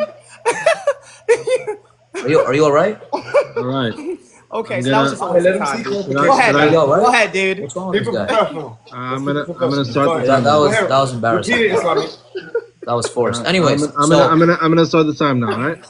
All right. yeah, go ahead. thank you. So I can grant you that animality refers to agency. That has no relevancy to what we're talking about. Okay, I'm gonna grant you that animality is agency, although that's not what it actually is. So now my question is do us differing on accidents distinguish us from the same essence of humanity? Yeah, so humanity is a universal. So humanity can be shared by many particulars. Yeah, so that's not my question, okay? My question specifically is, Q-Top, is do we have different essences due to the fact that we have accidents which differentiate us? Yes or no? We have different essences, yes. That's not my question. I'm gonna ask it again, okay? Do we have different essences due to the very fact that me and you can differentiate each other from our accidents? It's not just due to that fact. I've already clarified this. I can clarify it again if you're just not linearly tracking. Yeah, we have different participations in existence because the universal humanity is divisibly shared by me and you.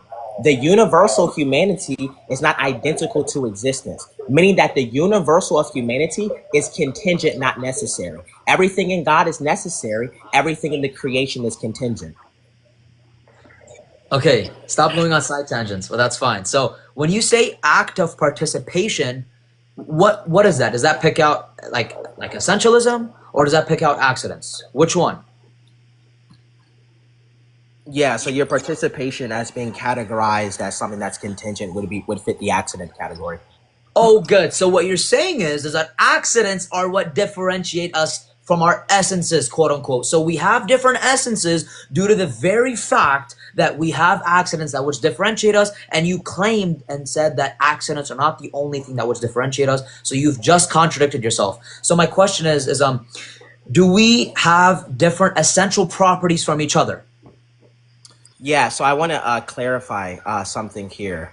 Yeah, so when I said that existence is an accident, I just mean that our existence is not necessary. And so we can make an essential distinction between us because our essence is not identical to our existence. Because existence is indivisible and everything in the creation is divisible, meaning it's a particular, meaning that it's a relation to a universal, right? That wouldn't actually be applicable. So can you actually tell me exactly what the blunder there was? Because I literally just You're asking a question. I just clarified. I just clarified. Yeah, it's a clarifying question. No, asking what blunder is not a clarifier. It's a That's not a clarifier. clarifier. No, it's not. Yeah, No, it it's is a not. clarifier. You just be It's a calling clarifier. anything a clarifier. Yeah, It's Hold not on, a hold clarifier. on, wait. Pause time. You guys, you got to ask a question. You got to answer the questions directly. We That's don't. it. We can't keep going back and forth like this. So let's keep the flow. Ask a question, real simple response, and let's keep the flow going. Yeah, I'm asking a clarifying question because Yeah, I actually want to. I paused for you so you could ask the clarifier. Go ahead. Okay, yeah. So I want to know what the mediating principle was when you said that when I said accident, there is no distinction between existence when it comes to divisibility or indivisibility among particulars. So what is the mediating principle? Why is it the case that an accident couldn't be referred to as some sort of existence category? I want you to clarify what you mean when you said that I contradicted myself. Yeah, you contradicted yourself when you specifically said that accidents are not the only things that which differentiate us. Rather, there's things outside of accidents that which make me and you different. And then I asked you, is the act of participation an accident? You said, yeah, it's an accident. And you said that is outside of the category of accidents. Therefore, it would follow that you contradicted yourself because you stated that A, you are not only different than me by accidents, and then B, you said, we are different in another way that is outside of accidents, which is called the act of participation. And C, you said that act of participation is an accident. Therefore, there's a contradiction. Now, let me move on to my question. Okay. Wait, no, I'm still clarifying. It's not a back and forth. You're not going to be able to listen. All right, guys. I gotta ask a question. Guys, taking my time. hey, please stop. Thank you. All right, we're just gonna move on. I'm gonna start the time, and just continue with your questions, please. Go ahead. Thank you. So do me and you share the same exact essential properties? No. Which essential properties do we not share, and please name them? Yeah, we do not share the same participation of existence. Sorry, is that an essential property? Yeah, it is. According to who? According to me, according to logic. According to me, sorry, sir. When you say active participation, that's going to be external to the essential properties that we've already established as being the two, animality and rationality, right? So are you still upholding that standard that we both share the same essential properties insofar as us having animality and rationality? Because according to you, you're contradicting yourself now. So please answer my question. Do me and you share more than two essential properties? Yeah, I see you're getting very emotionally flustered, and you wanted to pivot from the last point here. So I already like made the clear distinction here. Yeah. So when you say essential properties and you say reason and you say animality, which you didn't actually want to like cash out, like you just like it was very trivial. All you meant there was that these things are essential in the who-ness, meaning that in order to be a human, you have rationality and you have animality. That has nothing to do with our participation of existence, which means that these things would make us essentially distinct. We do not have the same essence. Everything in the creation is essentially distinct. How many essential properties do we have, bro? Yeah, in our who-ness or in our whatness? What are you talking about?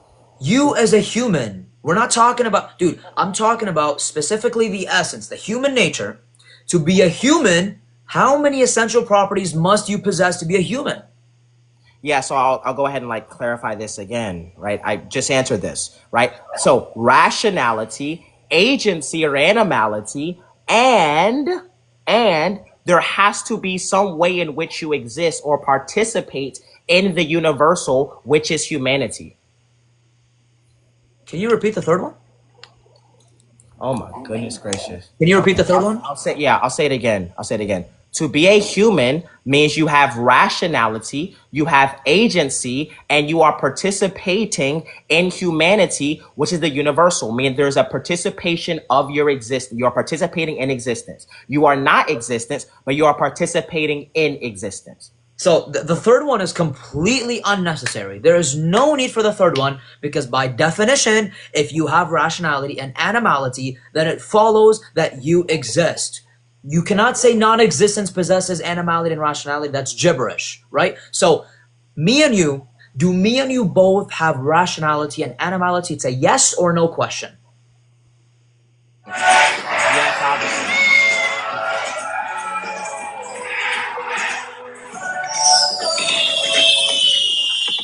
Thank you, kid. May Allah bless you. Go ahead, Q-Top. Yeah, I say yes, obviously. Oh, sorry. The answer is yes, that me and you both share rationality and animality? Correct. Good. And that for all X possesses rationality and animality, then X exists? No, it depends. That question is categorically dependent. So wait, so something when you say X exists, I just want to clarify. Are you saying that X exists as existence itself, or are you saying that X is participating in existence? No, X is obviously participating in existence. So answer my question, please. If X is participating in existence, then those two things would be essentially distinct. That's not my question. I'm asking you, can something that has rationality and animality, is there a possibility that it just doesn't exist, although it possesses rationality and animality? Is that coherent? It's contingent. Yes, that is coherent. Yes. So it's coherent to say you have a non-existent thing that possesses rationality and animality. I said that if a human being exists, they possess rationality and animality. That's not my question. You're not tracking my question. I'm going to ask it again. You're malfunctioning. Yes, you are. My question is, because your third premise or condition as an essential property of the human nature is that you must participate in existence. I think that's redundant and unnecessary. My question is, if you possess animality and rationality, do you necessarily exist if you possess these two, or is there a possibility that you don't exist if you possess these two essential properties? Go ahead. If you possess those two, you must participate in existence, which you're running from. So Thank you. I said it's like Thank you. times. Thank you. So you just conceded that your third condition of being a human, which is participating in existence, is redundant and unnecessary due to the very fact that if you have 1 and 2, which is rationality and animality, then it follows to be the case that you exist necessarily. Clip that. So my next question is if me and you share the same. I'm not done talking. You just made a statement, yeah, and can that I talk? statement didn't lead to a question. Yeah, you Wait, got. No. Hey, Wait, you have wait. He just made a statement that didn't lead to a question. You're just answering questions. Wait, you have to All let you're me doing is answering respond. questions. As long as Yeah, you're leading to a question. No, that's not how a debate works, sir. You have to say It's not question. functioning. Guys, please. Do you know how formal this debates is? going on? You're so No. convoluted. Really low tier. Yo. That's a blunder. Hey, I'm muting Yo. both of y'all real quick. I'm muting both of y'all. What are we doing? What are we Go doing? ahead, Orthodox. Yo, Darren, next time mute them if they do that, bro. I did. I got him. I muted him. Yeah. All right. Let me just clarify something. So, when you have a cross exam, commentary, you could only have commentary if it leads up to a question. Okay. So that's how it was in Q-Top's turn, and that's how it should be in Apex's turn as well. So unnecessary commentary, avoid it unless it leads up to a question. All right, I'm gonna restart your time.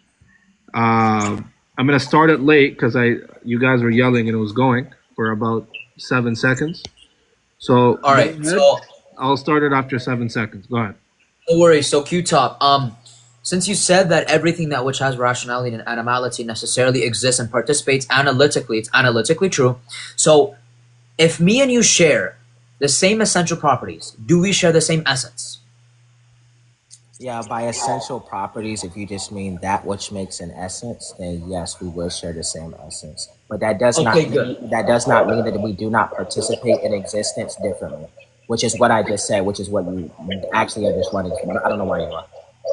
Yeah, Q-Tip, that wasn't my question, right? So my question specifically was, Hey, if wait, me wait. and you No, share the same properties, then it follows... Sorry? No, Q-Top. Yeah, my fault, Q-Top. So, Q-Top, if me and you share the same essential properties, and by essential properties, I mean that which makes a thing what it is necessarily, for example, animality and rationality, would it follow that me and you share the same essence? Yes or no? No, it wouldn't follow because we participate in existence differently. So we are essentially distinct. I've made this clarification many, many times here. So answering your question for like the 6th time, which is getting really kind of boring here. We are essentially distinct because we participate in existence differently. Our essence is not identical to existence. Existence is indivisible. So we just be participating in existence differently. Good. Is participating in existence differently, is this like, or is like participating in existence itself, is this going to be something that is essential, like an essential property of humanity? Yeah, so all particulars participate in existence differently. So it would definitely apply to you. Yeah, like for example, like you riding a bike and I'm walking. That's us participating in existence differently. No, that's not what I mean when I say participation in existence. So let me clarify. Maybe this is where the blunder is going on. So when I say participating in existence, what I mean is that because our essence is not identical to our existence, the way that we exist, the location in which we exist, these are all things which are contextualized, what we call the principle of individuation, which is why all particulars are essentially distinct. I think you meant individuation, not individuation, but that's fine. So yeah, it's okay. It's okay, no problem. I just had to correct you there with that blunder. So Q-Top, would you say that our actions also differentiate us within the act of, or the act of participation? Ask the question again, I'm sorry. Yeah, so would you say that our actions, that which we originate, would these things be differentias or symmetry breakers between my participation in existence and yours? Actions have nothing to do with it now. Okay, good. So you agree that something can act different than another, but still share the same act of participation. Yeah, something can act different. We can do different things and just share a different participation in existence. Yes. So what exactly differentiates us when it comes to the act of participation? Yeah, what differentiates us is because our essence is not identical to our existence, our spatial temporal location, okay, the fact that we're not comprised of the same matter, right? So I'm comprised of different atoms than you're comprised of. These things make us essentially distinct. Also, the fact that we are participating in existence differently. Again, I'll clarify what I mean by that because I think this is the crux of the debate. When I say participating in existence, all I mean is that because our essence is not our existence, we are participating in the universal of humanity, which is grounded by God. And so our existence, being an instantiation of a particular, would just simply be different We are participating in the act of being in a different way. That's why we're essentially distinct. Yeah, dude, you're not answering my question. All you're saying is that we are not identical to our essence. Therefore, we're going to be essentially distinct. And you also begged a question earlier by stating that me and you, but by stating, like you literally stated, you said that me and you, we are essentially distinct because of the very fact that we don't have the same essence. So again, what is the relevance of saying that me and you have different that me and you specifically are distinct insofar as our essence is not being identical to existence?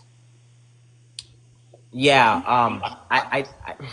So I'm answering your question, but I think you think answering your question is dependent upon whether you think I answered your question. Answering your question is dependent upon whether I actually presented like propositional content to correspond to the propositional content that you're inquiring about. Now, I'll make the nervous laughter.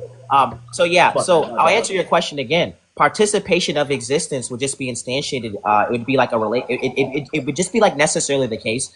If you are a particular, because if you are a particular, that means that you are not identical to existence, meaning that you are or who you are is not identical to that you are, because existence is indivisible. Okay, we are participating in the indivisible existence, but our instantiation as a particular is divisible from humanity. So we are both participating in existence in a different way. We are both subsisting or both corresponding to existence in a different way. Okay, good. So my Lebiano, you have to pause the time when I'm asking a question. Sorry? I said, do you pause the time when I ask a question or when he's answering? No, you don't pause the time for either. All right, no problem. Go ahead. Yeah. So, Q-Top, would you say that the Father, he is begotten? You said, did I say the Father is begotten? No, the Father is not begotten. He's ingenerate. Okay. Is the Son begotten? Yeah. Okay, good. Would you say that the Father has paternity essentially? By essential, so no, there's a relational distinction between the essential categories and the relational categories. So the Father is not essentially like distinct. The Father is relationally distinct. So that's your You didn't even answer my question. All right, man. All Whatever. right, that is time. Wasting my time, bro. Thank you so much Oh my for goodness. that cross-examination. And I get to close, right? I get to close? Yeah, just 1 second, bro. I'm speaking. Thank you so much for the cross-examination from Islamic Apex. We have the closing segment now. It's going to be 5 minutes each. And then after that, we're going to have Q&As. So just before we start the closing, we're going to decide how many questions come from each side. So how many questions you guys want? It's up to Islamic Apex. I'm just saying that, like, when we do the Tawheed debate, which I'm very excited for, I'll set the rules. But Islamic, you can decide how many questions you want to ask, man. It's up to you. 5, 4, something like that. We can do like 5. All right, well, you guys, you Real want to do quick, 5? real quick, guys. I just got a warning. We got to turn the comments off, bro. All right. Hey, if you guys can turn the comments off, I don't know how to do it. Yeah, I just got a warning. So people are saying stuff in the comments that got me flagged. So we're gonna turn the comments off for the rest of the debate, and we'll open it back. I guess we'll open the comments back up. I guess At the Q&A, we'll open it back. Okay, Yeah. sounds good. All right. So,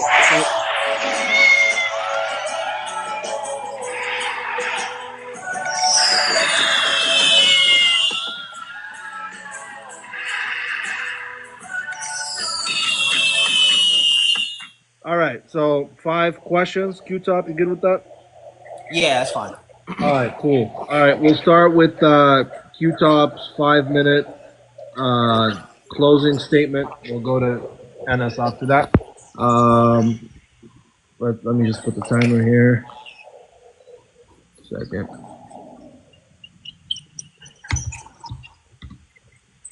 All right, 3, 2, 1, go ahead.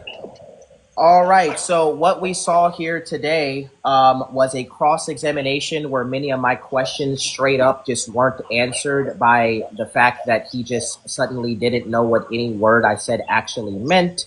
And then what we saw was him ask me questions and me answer the same question repeatedly, and then him say that I wasn't answering his question. I think it's very obvious that from my opening statement, the original thesis that I gave was that there's a fundamental distinction between the essence and the personal relation. What I mean by that is that there are three personal relations that subsist in one essence. What I mean by that is that when we say there's one essence, all we mean by that is that there is one substance, one uncia, one God, and there's three who's. Okay, this is very simple. Now, earlier on, in my opening statement, I said that there's going to be the common blunder of conflating Leibniz's law in categories of particulars. Now, the relevant question that I think is very fundamental to our conversation tonight is that why do we count God differently than we do things in the creation? And I think that's what I've tried my best to flesh out today, but I'll go over it one more time. The reason why we count God differently, meaning that God, as being one substance, right, would be counted distinct by his three personal relations, is because God is existence. Existence is, by metaphysical necessity, indivisible, meaning that we don't divide existence. We can't divide existence, because if we divide existence, now we have a huge metaphysical problem, because existence fundamentally, right, God being independent, actus purus, is non-divisible. Right? So all we're saying is that there are three relations, okay? Three relational distinctions. These relational distinctions don't make this essence divisible, because the mode of subsistence or the way of subsistence does not change the content of subsistence, meaning that we have a Father who is fully God, a Son who is fully God, a Holy Spirit who is fully God, but there is one God. Well, how can that be, Q-Top? Because when we say God, we're referring to the substance, the uncia. When we say persons, we're referring to the hypostasis. So in like, Augustine, classical Trinitarian metaphysics, Thomas Aquinas, this is a very, very, very, very, very key metaphysical distinction. Okay, we make a distinction between essence and personal relation. I don't subscribe to William Lane Craig doctrine of partialism. I don't subscribe to modalism. I subscribe to what the Bible teaches, which is that the Father is God, the Son is God, and the Holy Spirit is God. And that Son, who is God, has revealed himself to the creation, taking on a human nature and dying on the cross for sinners. That if you believe that Jesus Christ is Lord, if you believe that Jesus Christ has died and rose from the dead, you shall be saved. Because Jesus Christ, as he says in John chapter 10, verse 30, I and the Father are one. One what? One in substance. One what? One in nature. One what? One in uncia. They are one, because we serve one God with three relational distinctions: the Father, the Son, and the Holy Spirit. Where am I at on time? I can't really see the time. 1 minute and 26 seconds. And so all we're going to hear, right, in this individual's closing statement is him yet again, right, conflate essence with personal relation. This is why he didn't actually get to any of his little weak logical syllogism. This is why in his cross-examination, all he kept doing was asking me the same question, because he's trying to conflate particulars and how particulars are instantiated, meaning that particulars are literally divisible, because a particular is an instantiation of the universal. And that instantiation means the universal is divisible. We don't say that God is a universal in the sense that the created order has universals, because God is not shared by many particulars. Godhood cannot be shared. So we're not saying that the Father is sharing Godhood, the Son is sharing Godhood, and the Holy Spirit is sharing Godhood. We're saying the Father is identical to Godhood, the Son is identical to Godhood, and the Holy Spirit is identical to Godhood. Three who's, one what. So once again, thank you guys so much for watching this debate. If you are a Muslim, the kingdom of heaven is at hand. Jesus Christ is coming back. And if you do not repent of your iniquity, if you do not turn away from your lawlessness and from your idolatry, you will perish. I'm out here trying to help people. And I'll say it once again, Jesus Christ is Lord. I yield my time. Right. Thank you so much for that closing statement. We'll go ahead and pass on the mic to Islamic Apex for his closing statement. You have 5 minutes. Let me just get your time here. 5 minutes. And after that, we'll get into the Q&A segment. All right, ready when you are. 3, ready. 2, 1, go. Alhamdulillah, wassalatu wassalamu ala rasulihi wa ala alihi wa sahbihi ajma'in, amma ba'd. So it's you know, it's very unfortunate that we understand that which interlocutor between us, the two, who is actually more presentable and more articulate insofar as who can actually be understood more, right? And the reason why the questions that he kept asking were that they had to have been re-asked or reinterpreted or rephrased is because that he used such vague language to convey a question intentionally to cause confusion within the audience and the interlocutor that he's talking to, which is me. This is why that it's very important that when you talk, even as Muslims, you know, Al-Qahtani rahimahullah, we have to remind you guys of what the Salafiyya used to say, the Muakhirin that came after the Salaf, that it's very, very, very critical that when you debate, you ask concise questions and you do not ask ambiguous questions. And then you try and poke fun when somebody asks for clarification. That's dishonesty. That is not allowed. This is just not part of, the etiquette of debate whatsoever in Islam. We should always yield away and get away from that. We should always be clear and concise. He brought John 20:17 as in there one unsia. It's not unsia. Sorry, basic Greek, it's usia, actually, just so you know, right? So yeah, they're not one unsia, they're one usia. So he quoted John, John saying, I and the Father are one, John 10:30. We understand that John 10:30 in his context, it is not described as what he said, one usia. No, actually, if we go and look at John chapter 17, verse 21, it says that all of them may be one, i.e. the disciples. Father, just as you are in me and I am in you, may they also be in us, so that the world may believe that you have sent me. So according to his belief, if he's consistent, he's going to affirm that according to this verse, he has 12 demigods sitting on the bench ready to be subbed in. This is something that which, if he believes that there's a essence shared within John chapter 10, verse 30, it looks like a subhuman. But so according to John chapter 10, verse 30, if we understand it being usia, then it follows that the disciples also share the same godness or godhood as the Father, Son, and the Holy Spirit. To continue on, there was nothing in which I conflicted between essence and person. Why? Because simply using the classical counting method, I was able to derive a contradiction. You were not able to justify why we cannot use the classical counting method when it comes to God. You are simply special pleading because God is identical to existence and that we are not identical to existence. Therefore, randomly, we should count differently for God. Otherwise, if we counted that way for God, we'd reach 3 gods, so we have to do that for the Trinity, right? Special pleading. That's what it's called, guys. So no justification, simply him stating that proposition right there. Also to continue, classical identity, again, no Christian in this world could accept classical identity. You know what happens if they do? They would have 3 gods, right? Us Muslims, we are consistent, we are concise when we count everything the same way. We don't do like Harry Potter sorcery, magic and soothsaying when we come to God, right? We say there is one God due to the very fact that there is, one person. Okay, it is very clear. Allah has properties and he has an essence and he's a person as well. What we don't say is, so we reject this, we apply relative identity. No, this is why Islam, even just under like basic philosophy, Occam's razor, Islam is more likely to be true. Islam does not say that there's 3 persons, 1 God, not 3 gods because they're distinct and they're not separate. No, Islam says there's 1 God and 1 God worthy to be worshipped. And Muhammad sallallahu alaihi wasallam, khairul makhluq, the best of creation that Allah subhanahu wa ta'ala has ever created. Okay, so just by looking at it from a neutral lens, if we didn't have any revelation, we would come to the conclusion of which one's more probable.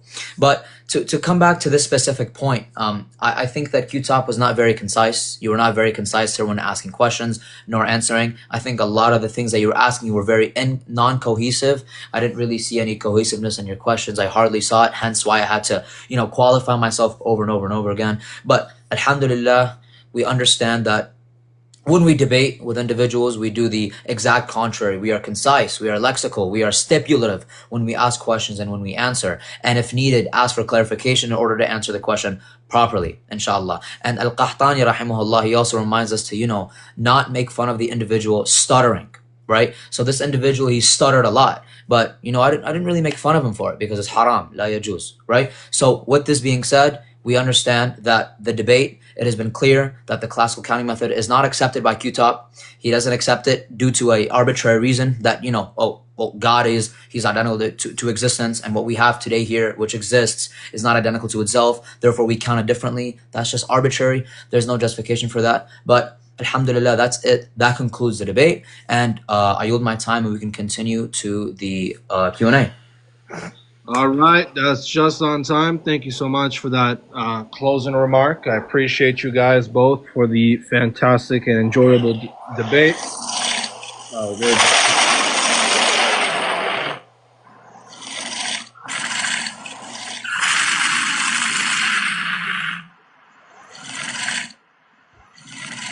I want to thank you. Oh, got another one.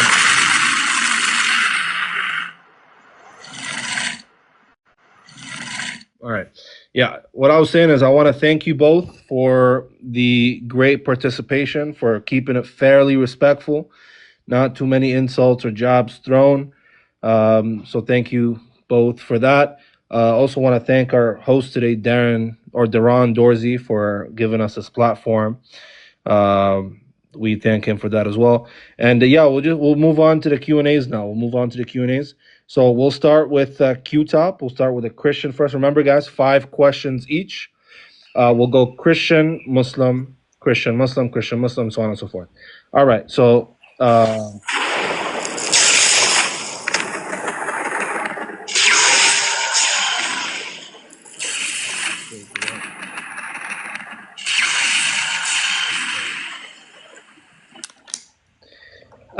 Darren, do you want to tell them the list? Yeah. So are we gonna bring a Christian up? He's here. All right. Yeah, I'm here. All right, Albie, ask a question to Islamic Apex and drop after that. Go ahead. Okay, you got it. Great debate, though. Just really quick, just want to ask a clarifying question to the moderators. Are we allowed to use the Bible as as part of the questionnaires or no? It's up to them. It's up to them. Are you okay with that, Apex? Is that okay? I mean, the Bible really has nothing to do with it, but it's fine. I'll answer. The only reason because you guys mentioned it. That's It's why. fine. It's fine. So- It's fine. Go I'm ahead. fine with that. You can ask whatever, Albie. Yeah, go ahead, Albie. Go ahead. Okay. So what I want to ask is if Apex can pull up in the KJV, because the KJV gets the Hebrew correct, in Genesis chapter 5, verse 1 and 2, because you brought up humans, right, as far as counting, even though we know that God is unlike anything in creation because his immaterial substance cannot be compared to anything in creation. That's your position as well. But nonetheless, though, here's a finite model since you brought up humanity. In Genesis chapter 5, verse 1 and 2, it says that in the day that God created them, male and female, okay, and named them, in the day he created them, named them Adam. So my question is this. Adam is a singular name. How can Adam be used of 2 distinct persons because both male and female are called Adam in this context? So if the male and female are distinct and we know they're distinct, how can they share the one singular name? Okay. I'm gonna respond, but I'm sorry, it is disanalogous. Unfortunately, it is. When it uses the word Adam in Genesis, that's not really gonna be referring to a name, Albi. I mean, you should know this, right? So when they're both made Adam, I'm pretty sure the context suggests that they're both human, right? I think that's what the context suggests. Yeah, they're both male and female, but they're both Adam, insofar as them both being human. Q-Top, go ahead, bro. Q-Top, you get to comment on that as well if you choose to. If you don't want to, you could just pass it on. Yeah, I think it's very relevant. Like Albie said, there is definitely a creator-creature distinction, which I tried to highlight in our dialogue today. That creator-creature distinction can be cashed out in the sense that, yes, there are 2 individuals that are both being called Adam in this context. So they would technically be sharing that universal. So, but they're also like essentially distinct. So the reason why Islamic Apex is laughing is because he's just been coping this entire time. All right. Thank you so much. Let's bring up, what's his name? Muslim Lighthouse next, Darren, if he's there. Got you. Muslim Lighthouse. Oh, you're a mod as well. Let me see. Is Muslim Lighthouse down there, Umar? Hold on, let me see. Oh, there you go. Got him.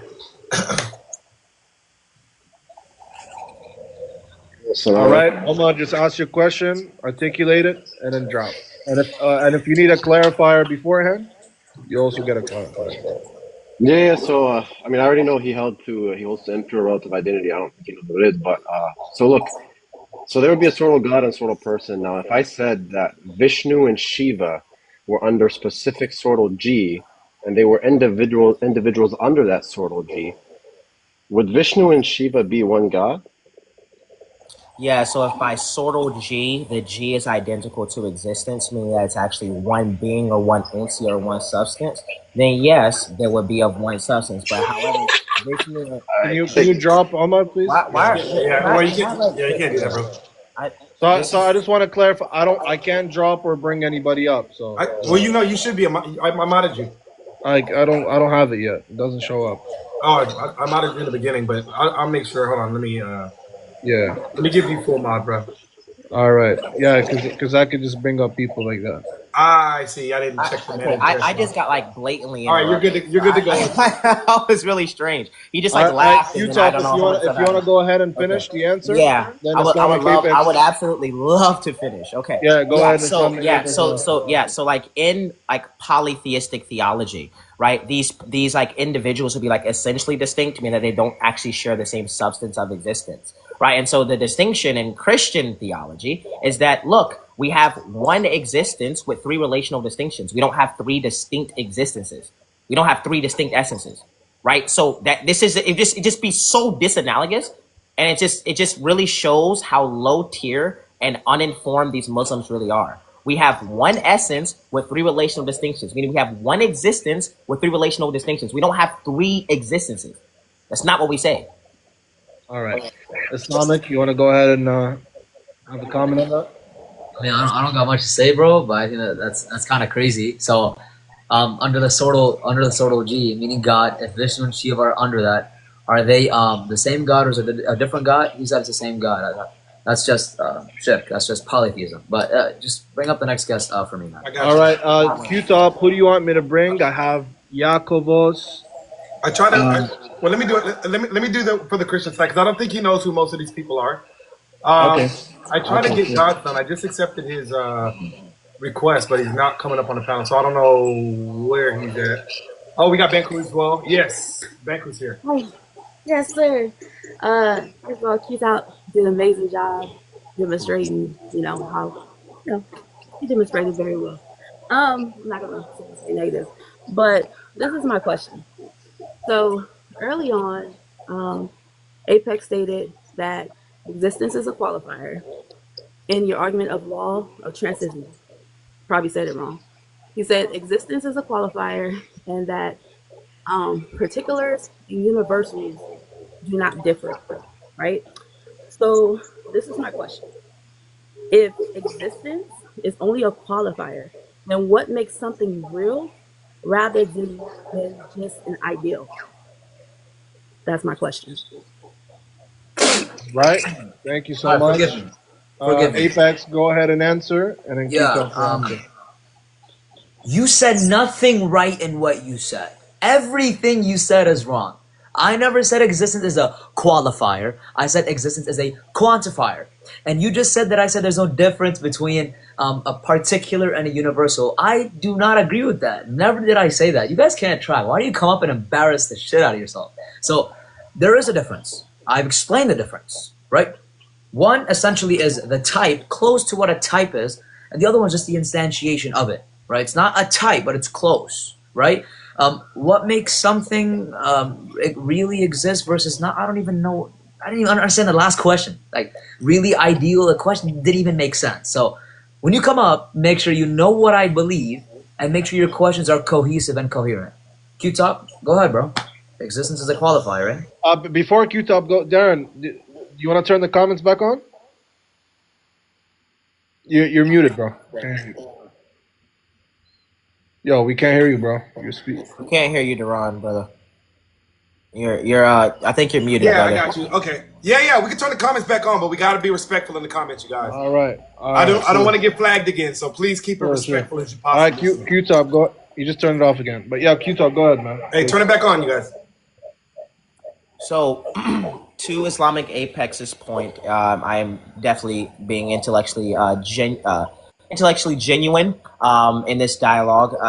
That's not exactly what he said, but Banku, I'll answer the question that you asked because I do understand what you're saying. When we talk about universals and particulars, right? The particulars, each particular would be essentially distinct as it participates in existence differently.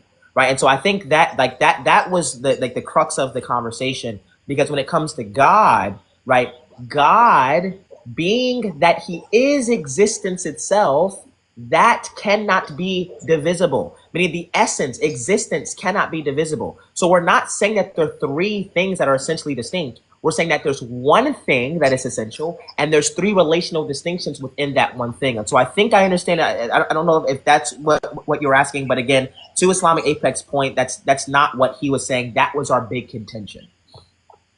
All right. I'll bring up a Muslim now, Enes, because some of you want.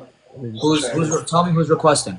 Yeah, I'm checking. There's Mergani, Ibn Mustafa, I don't know what that is. Let's see. Danny, Dawa, Itachi. Bring up Itachi for now. There's also Metaphysics Mike too, if you want to bring him up. I'll bring up Itachi. Bring up Itachi first. All right. Let me bring up Itachi. Yo, assalamu alaikum, can you hear me? Alaikum assalam wa rahmatullah. Yeah, so Q-Top, essentially you asserted that this is just a qualifier, but you had asserted that because we don't share in the same existence, that we essentially have different essences, right, as humans. Is that just like a yes or no? It's a qualifier. I don't understand. I have my question. Okay, yeah, so yes or no, it's just a qualifier. Itachi, is that your question, or you want to qualify? No, that's a qualifier, yeah. She just wants to qualify. I'm making sure that I'm representing is this like a series of questions or one? Yeah, it's one question. I just want to make sure I represent you. We agreed on one qualifier if needed and a question. So got it. Yeah. Okay. Yeah. So if your qualifier is we are essentially distinct because we participate in existence differently, that is correct. Okay, beautiful. So regarding classical metaphysics, Aquinas, he defines humanity in regards to the quidditas shared by all humans, which is the what isness. So my question to you is going to be, if humanity is the shared universal among particular humans, wouldn't denying a shared essence entail that each human is both their own universal and their own particular? No, it wouldn't entail that, because existence would be indivisible, but the humanity being the universal is divisible. So when we talk about particulars, all we're saying is that a particular is a specific instance of a universal. So that actually wouldn't apply. All right. Anna, you want to say something on that? Wait, I definitely want to answer that. Faith Thor, thank you so much for the gift. Itachi, thank you for the great question. Yeah, all you guys heard was sorcery right there. Humans are not identical to existence. That has nothing, zero to do with the question, right? So, Itachi, that's a good question. Aquinas does say that the universal of humanity is shared by the particulars, which are the humans. And that makes it the case that they all share the same essence, right? Because they are all humans, they all share the same essence due to the fact, because you said quidditas, right? That is what Aquinas is saying. Q-Top is just gibberating black magic. But Godson, go ahead and ask your question, bro. Yo, good debate, guys. I just came up here quickly. First and foremost, I have a qualifier, I guess, for Anas. When you defined person, I think it was that which can be referred to. Is that correct? No, it's that which that can be addressed to, but there's other definitions of person, such as like anything that which has a rational substance, or anything that has a rational mind. Okay. That's pretty much all I was coming up to ask, because I think I heard referred to. I didn't know you said like that which could. Hey, you want to replace the question? You want to replace the question? You're gonna ask. No. That's what I want to ask. We'll get someone else then. We gotta try to get an actual question, guys. All right. If I think you want to bring Yakovos Yeah, let's see. If you want to bring Yakovos, you could bring him. See Who's what kind of who's question. Jacobus? Let me see. I mean, a lot of Christians want him in the comments. I'm just seeing it. Oh, It's let's up do to Coptic Q-Tap. Prince. Coptic Prince? All right. Yeah. Oh God. Yeah, let me see. I don't know. It's jumping around, you guys. Did he drop down? He probably dropped. Did he drop down? All right. Yeah. Hey, let me see what we got, man. Yeah, I don't know. He just dropped. So let's do. Oh, there you go. Oh my God. God bless Q-Tops. I need a qualifier from Anas. Anas, is love in its very nature requires a relationship for it to be demonstrated? Yeah. Okay, so here's the question. If God is truly love, according to the Christian paradigm in his nature, in his eternal nature, before creation, who was he loving? Was his love only potential until he created something? And who did he demonstrate his love to? Go ahead. And don't laugh. Go ahead. Wallahi, it's hard to control myself. Wallahi, that's crazy, bro. Your question, bro. Your question being, who did God love before creation? If you're talking about the Christian perspective, the Father, and Son, Holy Spirit, they're like a circle. They love each other. Okay, cool. That's your belief, right? And Islam is completely different. I hope you're not talking about Islam because you can ask that question for the next debate, right? So who does Allah love before creation? Yeah, that can come next debate. Okay, that's not this debate. All right. So I just answered you in respect to the Trinity. So I knew it was gonna be a load to your question. Okay, I'll answer that. Yeah. So really good question, man. Now, to Islamic Apex's point, again, this is a Trinitarian debate, but I think how this relates, if you're asking it in relation to the Trinity, is we would actually have a justification for love, meaning that the Father has always loved the Son, right? The Son is what is loved, and the Holy Spirit is the act of love that unites the Father and the Son. So we actually have a relational community. We don't have this like narcissistic God who exists as one person who's just been loving himself, and then he changed when he actually started loving the creation. We actually can ground love as being relational. So it's very, very relevant. Thank you for the question, dude. All right. One second. Why are you insulting? Wait. No, one second. Hold up. Hold on. He's insulting my God by saying my God's narcissistic. Hold on. Yeah, let's try to keep it. Is that okay? I mean, that's look. But let's not do that. Oh, come on, man. Yo, there, one sec. To be fair, Enes, I'm not gonna lie, you did say something about the Christian God earlier. Thank you. So I'm just being fair, but I know we shouldn't insult Right. at all. Not Enes, not Q-Top. To be fair, Enes, you did insult earlier. So all right. So now he insulted. You insulted. That's it. Both of y'all. Insult. Yeah, it's better that we don't insult. All right. Let's bring up a Muslim now, or a Unitarian, I guess. There is. Wait, is Danny requesting? Yeah, Danny is requesting. I'll bring him up. Okay, bring up Danny. Yeah, so what I want to just say this as a disclaimer. This individual said that I doxed him, but then yet he wants to have a conversation with me. So he said he would not have So Danny, just before you ask your question, or do you actually want to have conversations with me, or do you not want to talk to me because I supposedly doxed you? Answer that.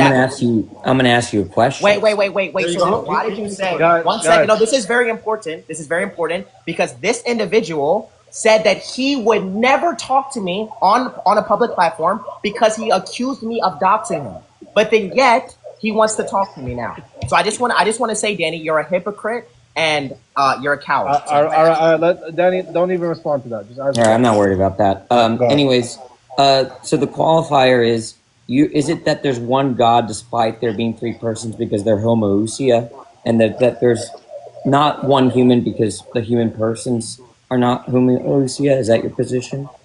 I don't know what any of that means. You're going to have to repeat that. Is there, you said to Anas that there's one God because they're the three, even though there's three persons, in virtue of them being the same essence, homoousia, right? Yeah, there's 3 relational distinctions, 1 essence. Yeah. All right. Okay. So how is it that you're contradicting Chalcedon when Chalcedon says, quote, our Lord Jesus Christ, the same perfect in Godhead and also perfect in manhood, truly God and truly man, of a rational soul and body, co-essential with the Father according to God, and co-essential, the Greek word being homoousia, with us according to the manhood, right? So if Jesus is homoousia with humans, right, how are we not homoousia with each other? Yeah, so it seems like this is just a very low tier blunder of what the hypostatic union is. We believe that the person of Christ possesses 2 natures. Those natures are distinct but inseparable. So the person of Christ possesses a divine nature and a human nature. Because the Father begats the Son, substance begets substance. And so God, being as possessed by the relational distinction of the Son, would just simply just be the case that he took on a human nature. So the person of Christ, the divine nature doesn't change, but the divine nature takes on a human nature, right? So we don't say that like that Jesus is like it's like 2 persons, right? We say that, look, this eternal divine person called the Son took on a human nature, and those natures are inseparable but distinct in the person. This is really low tier. All right. And thank you for actually having. And by the way, I'm done. And thank you for actually talking to me, dude, because you've been saying you don't want to talk to me online, but then you just want to come up and ask a question. But apparently, All right, Q. All right, Q. All right, Q. All right, Anas, go for it. I got you. All right. He didn't answer the question. Surprise, right? So remember his question, guys. In Chalcedon, when it says that Jesus' human nature is co-essential with us, how are we not homoousia? Never was that question answered. Ever. He addressed something else. His Harry Potter metaphysics. He addressed that. He didn't actually address what was asked, right? So in Chalcedon, it is written that us humans, we are co-essential with Jesus Christ's human nature. With that being said, and the word there used is homoousia, as Danny pointed out, which you didn't answer, which I didn't think you would because you got baked. So, yes, according to Chalcedon, which is contradicting Q-Top, he's never read it before, we would be one essence exactly due to the fact that Chalcedon says that we are co-essential with Jesus' human nature. Simple as that. No Harry Potter. I spoke English there, guys. You guys understand? Go ahead. All right. Thank you so much. 3 or 1, bro. If you want to clarify, go ahead and then ask your question. Hallelujah. Holy homies, holy fire, drunk deals. So I wanted my clarifying question. I just wanted to know, from the Islamic paradigm, generally speaking, are the 99 attributes that are listed as Allah's names, are these attributes necessary or essential to his being? That's my clarifying question before I make the next one. Is that a qualifier or a question, bro? That's a qualifier. I wanted to know that first. Bro, are we talking about Tawheed, bro? No. I just asked very simple. So what are you doing? No. Hey, listen. No. This is the same as him asking what's your favorite Guys, why are you getting so frantic? Calm down. I'm the mod. Hey, hold on, guys. I'm the mod. I'll take care of it. 3 or 1. You're free to ask whatever you want. If it's not on topic, we're gonna see if Islamic Apex wants to address it. So, Enes, do you want to address it? I'll address it. I'll address it. All I'll right, address cool. it. All right, cool. First So thing, it's we not don't on believe topic, God. but he'll address it. 3 or 1. You ask your clarifier. Now ask your question. Go ahead. Okay, I'm gonna answer real quick. So my qualifier, the answer to the qualifier is that we don't even believe that God necessarily has 99 properties. We believe he has more. He just hasn't revealed it to us, right? Do we believe that all properties to God are essential or necessary, which means the same thing, by the way, in this context? The answer is no. Not all of God's properties are essential, right? The only ones that are essential are the ones that God has had eternally. For example, the Quran. That's not eternal. God chose to speak the Quran. Therefore, the Quran is going to be an accident. It's non-essential. God did not need to speak the Quran. All right? So the answer is yes, all the eternal ones are necessary. And no, the temporal, uncreated ones are accidents and non-essential. What's your question, bro, now? What's your question? Wow, holy homies, holy fire. I really don't need to ask the next one. I don't think you know. Wait, can I say something? Well, I got you. Well, yeah, he has to ask his question first. I thought that was a qualifier. Okay. Yeah, 3 or 1. Do you have a question or? Hey, I'm gonna ask my. Wow, that was okay. No problem. Can God necessarily exist in a potential necessity or potential state without being considered contingent? That's Yo, my kick this guy question. down. Kick this guy down. Kick this guy down. No, Hey, no, I'm no. not We even gonna answer can't. that. We can't. No, bro. Just kick this guy down. Yo, hey, No, hold no, on. do you understand his question Yo, first? Wait. kick him down. Kick As him long down. as you No, understand his question. by the way, What's that? by the way, I didn't kick anyone down. Kick, I خلاص. didn't. That's Hey, okay. Kuta. That's okay. Yeah. As long as you Listen. understood his question. Listen. I'm gonna be clear. Look. I'm gonna respond. All right. Wallahi, uqsum billah. No one in this life, okay, including this guy, understood what the hell he just asked. He might pretend he knows, but no one genuinely understood what he asked. But I'm gonna answer it anyway. I think he's trying to ask, can God be in potentiality? According to my belief, no, because I hold that God is creating eternally, meaning that I believe in ex materia, that there has not been a point where God has not been creating. He's constantly creating and destroying. Q-Top, go ahead and act like you understood his question, which I know you will, and start your Harry Potter metaphysics. Go ahead. Yeah, guys. So a lot of this debate has been gaslighting. If you notice, I haven't gaslight my opponent. I've tried to be as respectful as possible. I actually did understand what he was saying. He was actually talking about Allah's attribute set. And that attribute set, it is either necessary by essentiality or it is necessary by relation, by a real distinction, right? So not all real distinctions are essential, but all essential distinctions are real. So all he's saying is that, look, if you claim that Allah is actually pure act, right, and there's no contingency in God, right, if you make that assertion, but you also claim that Allah's attributes are distinct from his essence, right, which means now Allah is composite, these things are actually essentially distinct in Allah, right, you're going to run into a problem of metaphysics because now you have a God that is contingent. You don't have a God that is pure act. You don't have a God that is necessary, because to be pure act means that your existence is identical to your essence. So I actually did understand what he was saying, and I really would appreciate if you stop gaslighting, dude, because I haven't done that to you one time in this discourse. All right. So I just want to update. We have so far four questions asked on the Christian side, 3 questions asked so far on the Muslim side. This upcoming one will be the 4th one on the Muslim side. So let me just check. Let's see. We got. Hey, Lynn, how many questions are we doing on each side? So we're doing 5. Okay. Yeah. Sorry. We're doing 5. So Enes, there's I am Moses.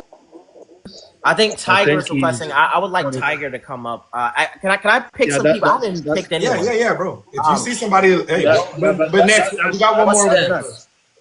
Yeah, that's next. Wait. So I not got yet. metaphysics, Mike. I got metaphysics. You gotta Mike. bring up. Hold on. I gotta drop it back down. Hold on, Q. All right. One at a time. I got Khair. You want Khair? Well, wait, just name everyone on the list. Metaphysics, Mike. The people that I know personally, Khair. I want Golden Apologetics to come up. Okay. One at a time, my brother. Okay, Orthodox. Listen. Yeah. Bring up Mike, and then bring up Khair as my last guest. All right. Yeah, for my 2 people, I want Tiger and I want what's his name? All right. So And I want Golden Apologetics. All right. Metaphysics, Mike. Ask a qualifier if you need, and then ask a question. Go ahead. Okay, so hey Q-Top. So it seems like your position depends upon this creator-creature distinction so that you can reject this classical counting method. So my question, as a believer in the Bible, Romans 1:20 says, "For God's invisible attributes, even his eternal power and divine nature, are clearly seen from the creation of the world in the things that God has made." So my question is, if God's invisible attributes are clearly perceived in creations, like Romans says, then how can the creator-creature distinction be used to forbid true knowledge or description of God's nature by which you even count one God? Okay, so there's a loaded there's a loaded proposition that you put in there. I don't reject classical identity. I think it's categorically dependent. I don't reject absolute identity. So that's the first thing. And the second thing is, yeah, in Romans 1, when it says that the things that have been made have been clearly perceived, it says that that the divine attribute or the divine essence has made himself known very clearly, and the things that have been made so without excuse. All that essentially means is that the creation itself is bearing witness to the glory of God. That the trees, the birds, the sky, the sun, the stars, all these things are a revelation of God. That does not mean that there's not a creator-creature distinction in how we actually would count these personal relations in the Trinity. That those are like two disanalogous things that you just brought up. All right. Yeah, Do you have anything to say on that or not? not really much, but Metaphysics Mike, it's clear that he meant that you reject classical identity insofar as, you know, applying that to God. That's specifically what he meant. He didn't mean that you categorically reject it and say, hey, this is wrong. But that's what he meant. But no, I don't really care about the Bible. All right. All right. So we got one more question on each. So Tiger will go. Then we got a Muslim. Then it's Rob's. Tiger, if you need a clarifier, go ahead and then ask your question. I don't know why you're godding. You're not that important for me to make fun of you. What do you want, bro? The question, sis, the question that I have to ask you is, the clarifier is, would you say that Allah's will or personhood would be existent in the same way that human beings is? We're talking about Tawheed now? No, we're still We're not. within. So we're asking an off-topic question again. Can you answer my question, please? I'm asking you a clarifying question. Could you answer it? But it's a clarifier to an off-topic question. Could you answer my question? Oh my, what, bro? Can you give a different guess? The question would be within Trinity, but he Okay, just good. doesn't want to answer. So answer her Because he answered my clarifier. question. Okay, you said is Allah's. What was your question? Is Allah's will existent? When we're talking about Allah's will or personhood, would you say it exists in the same way that human beings do? That's gibberish. We don't even say what. Like, dude, please you're stop with the. talking I'm about about to any answer you. I'm about to attribute- answer you. I'm about to, Okay. you don't even know what you're saying. I'm about to tell you Okay. exactly. Listen, does Allah's personhood exist like humans and His will? What the fuck does that even mean, bro? So I'm going does to that clarify the question again. Hey, Since you Tiger, said you're I don't want. I answering don't. Yes, please, So, because that didn't make so any sense. I can't lie. I can't lie. You need to stop being emotional. It's not that deep. I'm going to ask you again. When it comes to the attributes of Allah, meaning His will, or when we're applying anything to Allah, would this be similar to creation? Yes or no? That's a better question. We don't say the properties of God exist like us. No. Okay. So what would be the problem when we say that God's personhood is different to human beings' personhood? That's the question now. And I'll go down. Thank you. Yeah, get her up out of here, bro. Yeah, so to address your question, yeah, we don't see a problem with you specifically and merely saying that God's personhood and human's person is different, even though that's just like retardation. I'm sorry.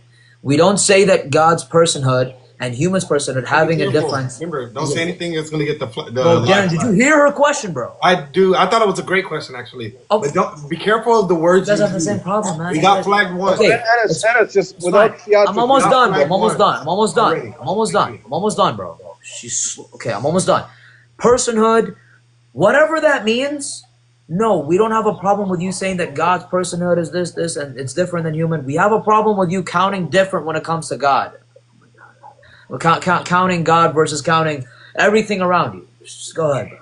I want to start this off by saying character is very important. We're both claiming to believe in God, and I'm trying to represent myself the best that I can. I would never call someone out of their name like that.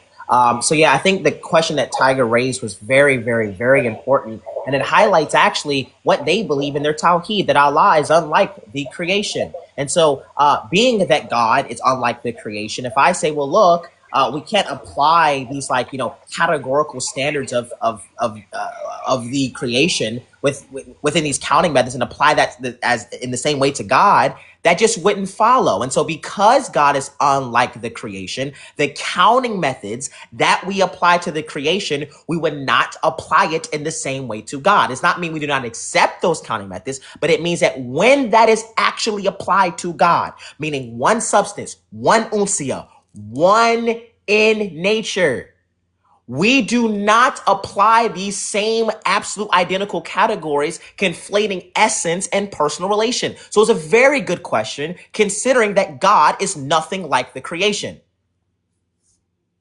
Thank you so much. All right, we got last question. Let's make it quick. I gotta get going.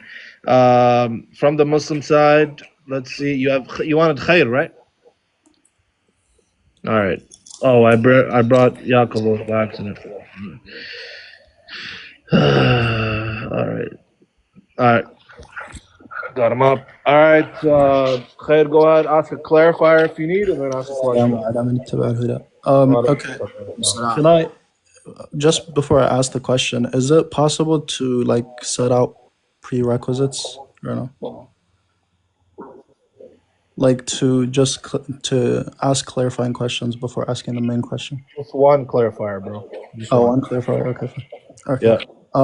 Okay. So since given that you laughed at the idea that there might be some contingency in a necessary being,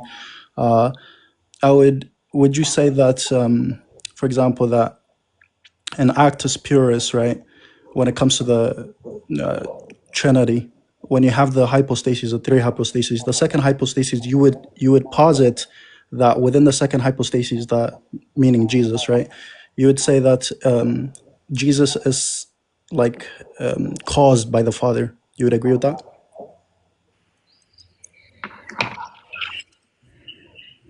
Kitab. Oh, you're asking me? Oh, what Yeah. you said? I thought, okay, I zoned out. What'd you say? He said, do you agree that I zoned Jesus out. is caused by the Father? I'm getting bored. But by cause, I don't know what causation mean in that context. If you just mean like eternally generated or like eternally begotten of, yeah. Causation is a temporal word.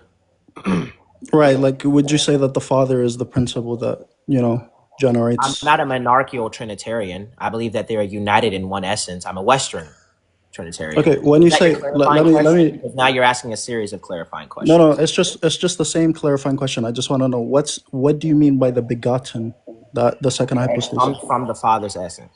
Okay, so that coming forth, So would you categorize as a- this is the question now, eh? This is the question. yeah, this is the question. Yeah. Yeah. All right. So when you say bringing about or bringing forth, right, it would either have to fall into material cause, formal cause, or some form of final cause, some type of like remote or approximate cause, right? One of you would have to deal with one of it, whether you like it or not. There's no other way to say coming about or coming forth. Now, given that, would if you're gonna submit or try to say one of those, I'll give this. The material cause, you would have to state that it is actually something that which has a material that is substantiated from because it's actualized, right? Even if you were to say that it's actus purus or whatever. Now, if you were to say formal cause, right, you would fall. I don't know why you're shaking your head. Where's the question? Like, I'm gonna ask a question. Yeah, I'm just stating my thing and then asking the question at the, or you could just answer it. Just So ask you the would, question. no dude. problem. I'll ask the question. So you would be, when you say coming forth, right, or coming about, you'd have to submit to either one of these things that I mentioned from before, right? So which one is it? Otherwise, you don't have any begotten son. Yeah, so that's a claim that will require justification. In the Christian context, when we say that the Son is begotten, all we mean is that the Son comes forth from the Father's essence. When we say that the Spirit is spirating, all we mean is that the Spirit comes forth from the Father and the Son's essence.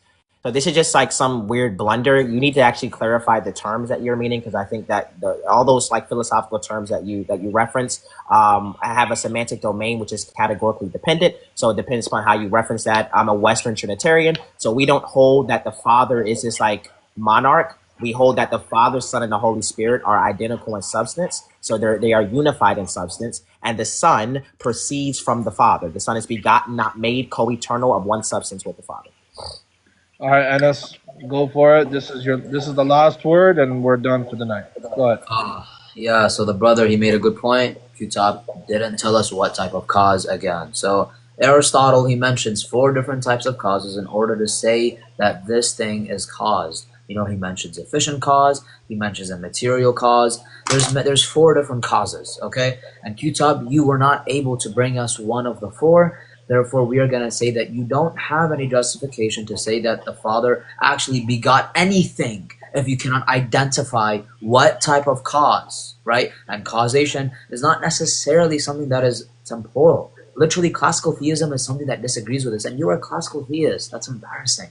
But that'll be it for me, guys. Thank you guys so much for having us up. Duran, appreciate you, bro. You're a cool guy. Q-Top, good debate. The Orthodox Muslim man. Thank Hey, you, bro. before you drop down, bro, before y'all drop down, oh, dang, I wanted to just give them a big shout out, you guys. Hold on, chat, real quick before y'all drop down. Let me just give a big shout out to both of these young individuals, man.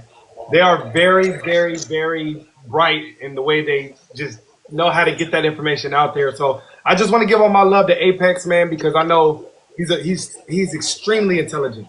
I mean, I have nothing but Darren, you're gonna give me credit for the good Hey, moderation. I got you. Hey, I got you, bro. I'm going to get to you. Duran, would you mind, and I'll ask Orthodox Muslim, given that he did give the conclusion, right? So he gave the final statement, and given that he just also gave the ending with the like question there, can I respond back to what he just said?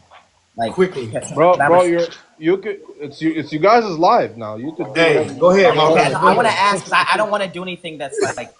The debate is over. It's over. Yeah, it's over. You definitely can. I just want before they started dropping down. I just wanted to just give a shout out because you a boss. I think everybody saw Q-Top is an absolute beast. And let me tell you something about Apex, you guys. He's on another level.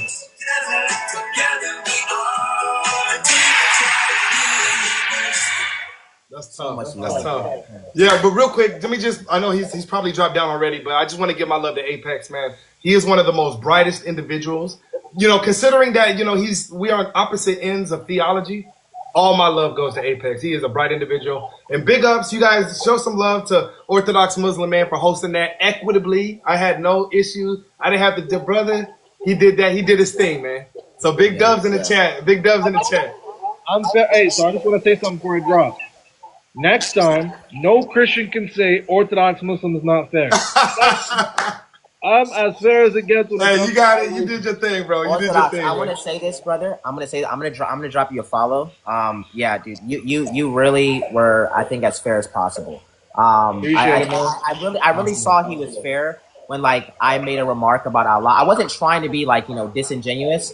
And then you said, "Hey, man, you know, you said some stuff too." Like that. That is how you moderate a debate. So I really. I don't know if I got dropped. But... Come on, AP. Oh, I thought you dropped down. Well, I just want to say, Darren, thank you, man. I'm looking forward for our talk soon. Thank you, everybody who participated. I'm out of here, man. Thank you so much. God bless. Come on, bro. Can I just briefly respond? Can I briefly just like respond to what you just? Yes. Go ahead. So he's talking about Aristotle's causation. I would have to like semantically unpack what all those terms actually mean. I'm just logically and conceptually describing what we actually mean when we say that the Son is begotten, right? We don't really use this word cause, which I found very interesting. I don't know why they kept using that term cause. What we say is that the Son is eternally generated, meaning that he eternally comes from the Father's essence. He is eternally from the Father's essence. The Spirit eternally comes from the Father and the Son's essence. So I don't understand the language of like causation there. And again, I feel that if you're going to bring up like these things, like, well, look, you have to say that it's either this or that and the third. You're going to have to justify like why that's necessary. You can't put me in a box and say that I have to hold to this form of causation if you don't explain why I must necessarily hold to that. So I think that was very disingenuous. And again, I just wanted to clear up what we mean when we say that the Son is begotten of the Father. Thank you, guys. All right, here's what we want to do real quick. We got everybody, got the team. The after party has just begun. I know it's late getting over there, but we just want to, people just want to say what's going on. Now, hey, chat, was that a dub? Chat. I just wanted to say, in case anyone messages you to say that I blocked them, I dropped them, I muted them, you see that I haven't been rude to anyone today. So I think it's justified. It's very justified for me to be muting and dropping people. Yeah. So Apex didn't drop himself. I'm going to admit it. I dropped him because he was done. Yeah, he was done. So I did spring cleaning. I was wondering how he dropped down again. Yeah, no, I did spring cleaning. He was, at least I waited. I was fair. I waited until he was done. He was done. So now he's gone. Simple. He deserves He it. wants No, to be rude. I'm gonna say it, bro. Like he deserved to get dropped. Cause seriously, I give Hey, but he's the Orthodox debater, you Muslim. guys. I hear you. I hear But you. no, Duran, No, and I want to say this, and I'm going to say this in just so much honesty and so much humility.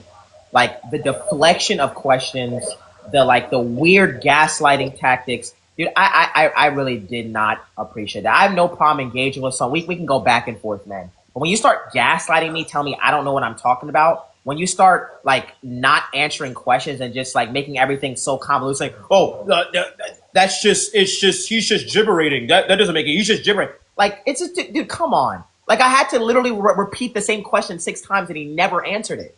Wow. Every single time a Christian came up, Tiger came up and asked a question, he wasn't answering it. Like I love the dude. I like Islamic Apex, dude. I think you're really, really smart, man. Like I'll give it to you, Good right? news. But when it comes to like answering questions, bro, and just being like genuine, you like that's what we didn't see tonight, man. And I Exactly. just And encourage you. Q-Top, Yeah. you know what's funny, right? You know what's funny? Because I wasn't even coming up on a rude one, because what I did with the debate that you guys had, I actually picked out the point and did a transcript and looked at who had the stronger points. And I couldn't lie, some of his points were stronger because he was a little bit more precise. You get what I mean? So I didn't come on a rude thing. So I don't know why this 18, 19-year-old thinks that Tiger just sleeps and wake up thinking about them enough to be beefing them. But that's his own rubbish. He can carry himself and go with wherever he wants. Yeah, to that Lucidity, point, man. saying that his points were precise. I think that I sometimes get too metaphysically like philosophical. and So yeah, sometimes I they get miss too the point. but also this stuff is very metaphysical though, right? And so like when you're diving into the realm of Trinitarian metaphysics, we're not just going to be able to just speak like and just say we're like he's saying words because those words that he's expressing are not actually representing the Trinity correctly. To represent the Trinity correctly, it is very metaphysically deep, right? And so like that's why like I'll grant him like yeah, right. Some of the words that you could be saying could be more precise, if you will, but to actually unpack the Trinity, you can't. It's very metaphysically complicated. It's not. You can't just be summed up by It's a true. couple of words. It's very metaphysically deep. I feel you. And I want to state this. I want to state this again. I'm so sorry, then I'll give it to you, Banku. I want to state this again for the people who didn't get the question. The question is not about Tawheed. We're speaking to 2 people who both believe in God. So giving references back to Allah does not take away from the topic. The question was as simple. If, and we hear this within Islam, when you come and say that, oh, the premise of Allah having hands is not the same as human beings. So at no point when the Quran says Allah has hands, would I ever think that the hands exist as physical. We always know that you guys will come and say it's some metaphysical something that we can't explain, including when it talks about certain other things inside of the Quran. We would never see it in the same way human beings. But whenever it comes to personhood, you guys are always using the logic that applies to human beings as if it has to apply to God. God does not go against logic. He's just what's the word? Is it super logic?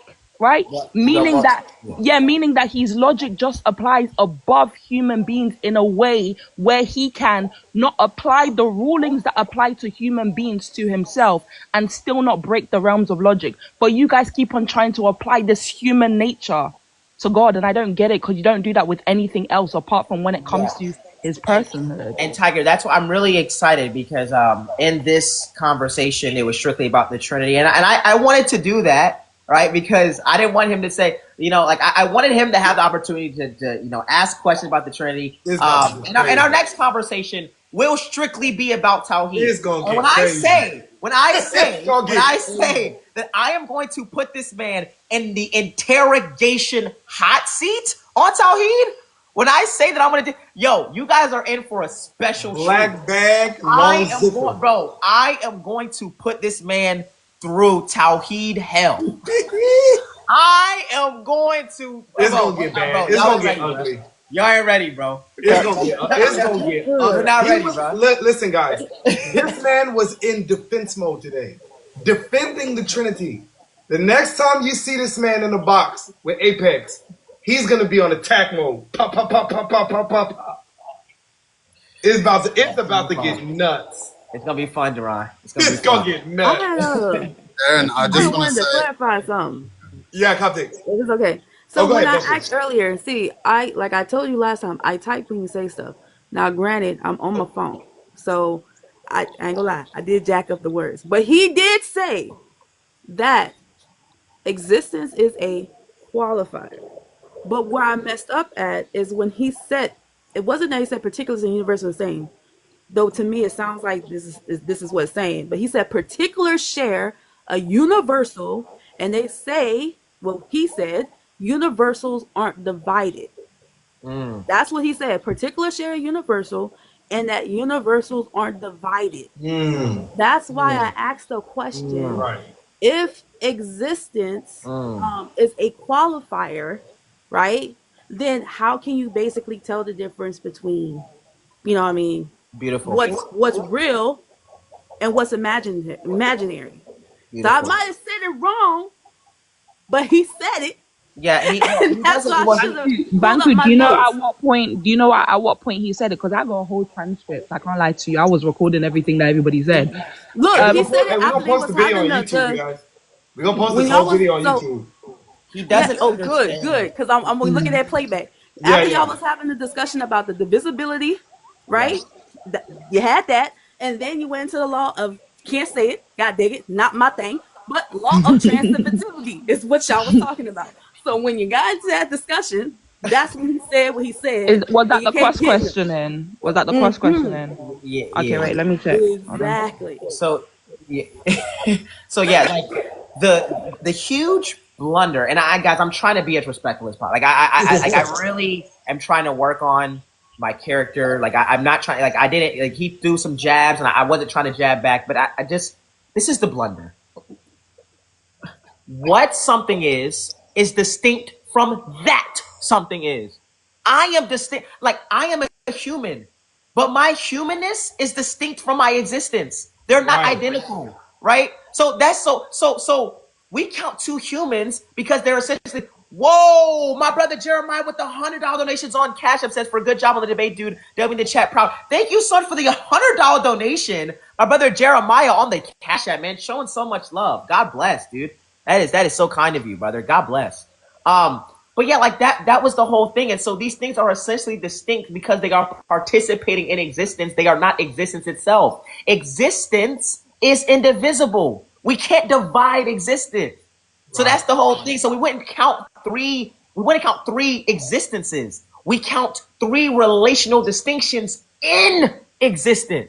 Wow. That's the key. That's tough. That's a good point, Q-Top. I wanted to. Oh my bad. I'll let you go next, 3R. I wanted to say this: when we're judging this debate to see who actually won and who lost, we got to remember what the topic was. It was Apex's job to prove that the Trinity is illogical. Correct? That was the whole debate. He did not demonstrate. He kept conflating the relational distinction between the persons with how we count the essence. He did not demonstrate at all. You know, he didn't demonstrate how it was illogical at all. Yes. So if you want to judge it by that, we can clearly say that Q-Top won this debate. It was easy for him. Like this dude had to go over it. When he opened his opening statement, he was literally reading from notes the entire time. But that's He another was thing. literally reading. Thank you for bringing that up, bro. Thank you for bringing that up. So that's another thing. Like I didn't prepare some like formal transcript, right? And so I literally was just going based off like the main thesis, which is look, you are conflating categories here. You are conflating essence with personal relation, and I want to unpack that. And I want to unpack how we count, right? Persons given Godhead and persons given creatures. I want to unpack that distinction, right? I didn't have some formal written like Chat GBT's like we know transcript where I'm just sitting. looking I at was the looking at camera the whole entire time. This dude is going like this, looking away. I'm looking at the camera, He bro. was reading the whole time, bro. Exactly. The whole time he's like this. You like this. You like. Yeah, I'm looking at the camera. Yeah. I was like, I wanted to make that known. It's over. Once he started reading, I was like, oh, he's done. Yeah, I think He's cooked. Yes, Don't do that, Q-Tip, you did an Duran. exceptional job. I think you did very well. The biggest point is you did get the gospel in there. That's the Yes, biggest part. that's the biggest point, bro. And I think you did very well. And anybody that's intellectually honest would say that you did win this debate. And the other thing I just don't like is Metaphysic Mike. This is clearly Muslim against Christian. Like you said, is the Trinity coherent? And you got Metaphysic Mike coming up asking another Christian a question. This should be a side debate. He's just a demon, I think. Well, yeah, Wait, was he a not Christian? actually. What is Yeah, he? that What's was his something else. belief? He's a oneness Christian. Ah, He's a demon. Yeah, that was something. What? Yeah, go ahead. I'll fear him out of Christianity. He's not a Christian. I was gonna say that, yeah, because like Metaphysics Mike did not actually ask a question as a Christian. If anything, he asked a question as a Muslim because he's a Unitarian. So yeah, so it was pretty much like so they actually asked more questions than the Christians because Metaphysics Mike definitely asked. And by the way, I want to say this: the reason why I was speaking to Danny in that way, this dude literally accused me of doxing him, Duran. we know he keeps on going into people's lives and saying that you've been doxing them. Wait, Yes, wait, guys, please, somebody explain it. What do y'all mean? I heard that multiple times. So doxing is like Doxing, where you're spreading somebody's personal information like online and stuff. So you take somebody's personal information and you start spreading it out. Yeah, that's okay. Because I've heard a couple of people say that, and I still didn't understand what that meant. Duran, he's saying so. Duran, I've tried to have a conversation. So this is the reason why, like I said, what I said, because this guy has been running from me. He was in multiple panels. I try to have conversations with him, and he always says, "Q-Top, I'm not going to talk to you because you're doxing me." I'm like, "What are you talking about?" But then I find it really odd that he wanted to come up here and speak with me. Yeah, he's been propagating all over Duran on multiple people's platforms that I've been doxing him. You cooked him. But listen, I just want to say something real quick, Darren. First of all, thank you, Lord Jesus Christ, the King of Kings and the Lord of Lords, to use the worship dominion forever and ever for obviously blessing Darren with such a massive audience and for giving us Q-Top as a true soldier of Christ. I think the debate was easily won by Q-Top, especially in his closing statement where he told the Muslims and 2,000 people, he said to them, "You better wake up, because if you don't believe in Jesus, you're going to hell." And he said it to their face, you know what I mean? And that is exactly what touches the hearts of the Muslims. We pray the Holy Spirit moves through the words of Q-Top. But let me tell you something, Darren. The reason why I asked the question is to show 2,000 people how illogical Tawheed is, but at the same time proves how beautiful the Trinity is. Yeah. That the Father, Son, Holy Spirit can portray love to one another, but their lonely God, he doesn't love himself. Wow. You know, he's sitting there looking at a wall or doing something by his own mind. He's, you know what I mean, doing something by himself. Doesn't make any sense. But let me give you something, Darren. Ibn Taymiyyah, all right, Q-Top, في الجواب الصحيح في البدع دين المسيح, in the book, volume 2, he says this, Darren. Ibn Taymiyyah, the Salafi, listen to what he says. The Christians do not claim that their Lord is three, that are separated or divided, but they claim that he is one, existing in three hypostases, the Father, the Son, and the Holy Spirit. So their words imply that they believe in one God, and that they mean that it is oneness through the hypostasis. Wow. So even Ibn Taymiyyah destroys you, Apex, when you lie and you say that Christians have the three gods. Even Ibn Taymiyyah understood that Christians don't mean to believe in three gods, and they say they believe in one God. So you don't know your religion. Now, one thing I disagree with Q-Top. Q-Top, I love you as my brother. I disagree that Apex is a smart individual. I think he's the dumbest I've ever seen. I'm sorry, Q-Top. He got hooked by Agan. You were asking him. I know you're being a Christian. I get it. You're being a Christian. Darren's a Christian. Gotta show hospitality. Love your enemies. But the guy, when you were talking to him in the cross-examination, he thought you were talking Chinese. Yeah. He thought you were talking another language. He had no idea what you were saying, Q-Top. The guy is got no idea what you were saying. It was an embarrassment. Yeah, it was an absolute embarrassment. So, but I love you, Q-Top. You're amazing. Your knowledge is crazy. You're a machine. I don't know how you talk. I don't know how you. I didn't understand half the stuff you said, by the way, but I love it. Right? As long as it's for Jesus. Okay? But at the end of the day, I know very well. If I'm ever stuck, Darren, in this philosophy, I'm calling this guy, bro. This guy's my hero. This stuff gets Hey, metaphysically Q-Top deep, bro. stepping into this scene has been like the perfect storm. Oh, Let me bro, tell he you guys destroyed something. him, Let man. me He tell y'all destroyed something. even the questions. Let me tell You know what I mean? So I want everybody to record what I'm about to say. We are now witnessing with every single person you see on this panel, Q-Top, myself, all these people on the panel, and some of those who ain't even here. You guys are witnessing the end of Islam. We here. We here. It's a wrap. From philosophy to metaphysics to theology, it's done. You hit a brick wall. It's over. We like the Avengers of the Christian community, and it's done. Never expected I the want to internet give to a come. big shout out to somebody that we don't give a shout out to enough. Romello. Romello is like a bank. Romello was literally just God bless gifting the heck out of Q. Yes, yeah. Oh, yes. Romello was We have to specifically. shout I him wasn't. out. There was We have so to many shout gifts him coming out. in. Yes. I want to say this personally to Romello. Yeah, I am. Wow. Romello, man. Look at me, bro. I love you, dude. I am so thankful. I noticed because there was so many gifts coming in, and like it's so hard to like stop everything and like keep thanking those who are gifting, because I had to stay I had to say like intellectually engaged, like very intellectually engaged. These things are very, very nuanced and they're very, very deep. But I just want to say, Romello, man, thank you, bro. You showed out today. Thank you, Romello. Right? Because I'm gonna be honest, based upon the gifts, man, that's like a little, indicator, because people be like, looking at that, and deciding like who won. Right. And we beat him in the gift. We beat him in the gift. We beat him in the gift game. Hey, everybody Thanks to down Romello. for Romello in the chat. Thanks to Romello, bro. Thanks to Romello.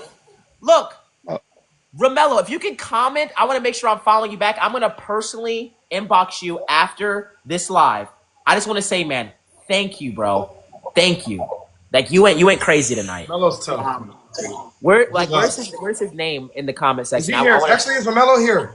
Yeah, is he here? Darren, you can bring him up. God bless Tiger and Benku, all your Christians. Amazing. Love you all. Hey, May you too, Jesus bro. protect you and make you step on the necks of the kuffar. Bi'iznillah. Let's get Much it. love, Let's get it, CJ. man. Yeah, if he's here, can we bring up Romello real quick, man? Yes, please. Let's go. Where you at? Can I, while you There's bring a it question up, Yeah, go ahead, Conscious. okay, so I want to bring up one contention, but I also want to do one apology as well. So first, I do the apology to you, Darren, because I was so upset that you were letting Orthodox Muslim up here, bro. I was like, bro, why is he letting this man up here dictating crap, dude? But I must admit, your discernment was on point, bro. I gotta, sometimes I'm very hot headed, I gotta learn. You see what I'm saying? Like I'm very hot headed, and I do have to learn to, be patient and like more like you guys, and use my discernment to, to be a better Christian. So I do apologize for like Come on, bro. coming at you like, dude, what are you doing? That's much love, bro. Much love. Yeah. To So you. yeah, of course. Hey, we just trying to be academic. That's all. And we don't want to carry our beefs. But and yes, Dawn, I do have need to... one second, Go on, Tiger. 1 Conscious, second. go on. So I want to apologize for that first, but I do have one contention about Apex. That dude, I don't care how smart he is, he's the most disrespectful human I've ever seen on TikTok. That dude is disrespectful. He's cocky. He's very cocky, bro. He's rude to everybody. No matter what panel he's on, bro, he doesn't have respect for anybody. To me, I think he thinks he's God. And I really don't like him, bro. Like I got you. The way he acts, bro. The way he acts. But real quick, hey, hold on. We got Romello here. I don't know how long he's gonna stay, but we just want to give you our thanks, Romello.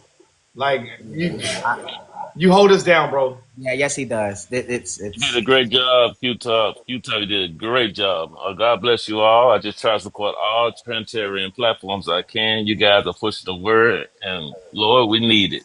So you always have my support. Bro, you like an angel. I want to say with you on the panel. Yeah, go ahead. Sorry. I love you, brother. I am so grateful and appreciative. What you did tonight, man, you have sowed seeds of the kingdom of God. If you don't know, brother, this is my main vocation, man. God has called me, right, like it full time in apologetics and in music. So this is like literally what I do. I debate atheists, and now we're stepping into the Muslim domain. And if I can't say so myself, I think we're doing pretty okay. So I really, really thank you, man. All the donations that you sent tonight will literally go toward me being able to continue to come on here every single day and preach the gospel. By the way, I have a 6-month-old at home. And so like, dude, diapers, like, you know, wipes, like all this stuff, dude. Like I am so, so grateful. So I just want to say, man, personally, I love you and I thank you so much, brother. Thank you, man. Come on, bro. Come on, bro. No problem. God bless. You're the man, Romello. Thank you so much, brother. This guy. Man. Well, guys, hey, real quick, if anybody would like to say some final words, I do got to cut out. My wife been waiting for me for a little bit. Yeah, Duran, before you go to your wife and you get a cuddle, I need to bring out the mishwak for you. Because why the heck would you make me stay up until 3 a.m. if I ain't going to mod? I must have got something mixed up because what in my mind, I was providing the moderator. So I thought you were moderating, and he asked if Orthodox Muslim could also be a mod, but apparently Orthodox Muslim got the wrong. I guess he thought he was the mod, so I just was like, look, they'll mod one, and then we'll mod one. So I said, all right, whatever. But I am sorry. I'm so sorry, and I do appreciate. That's okay, because I was.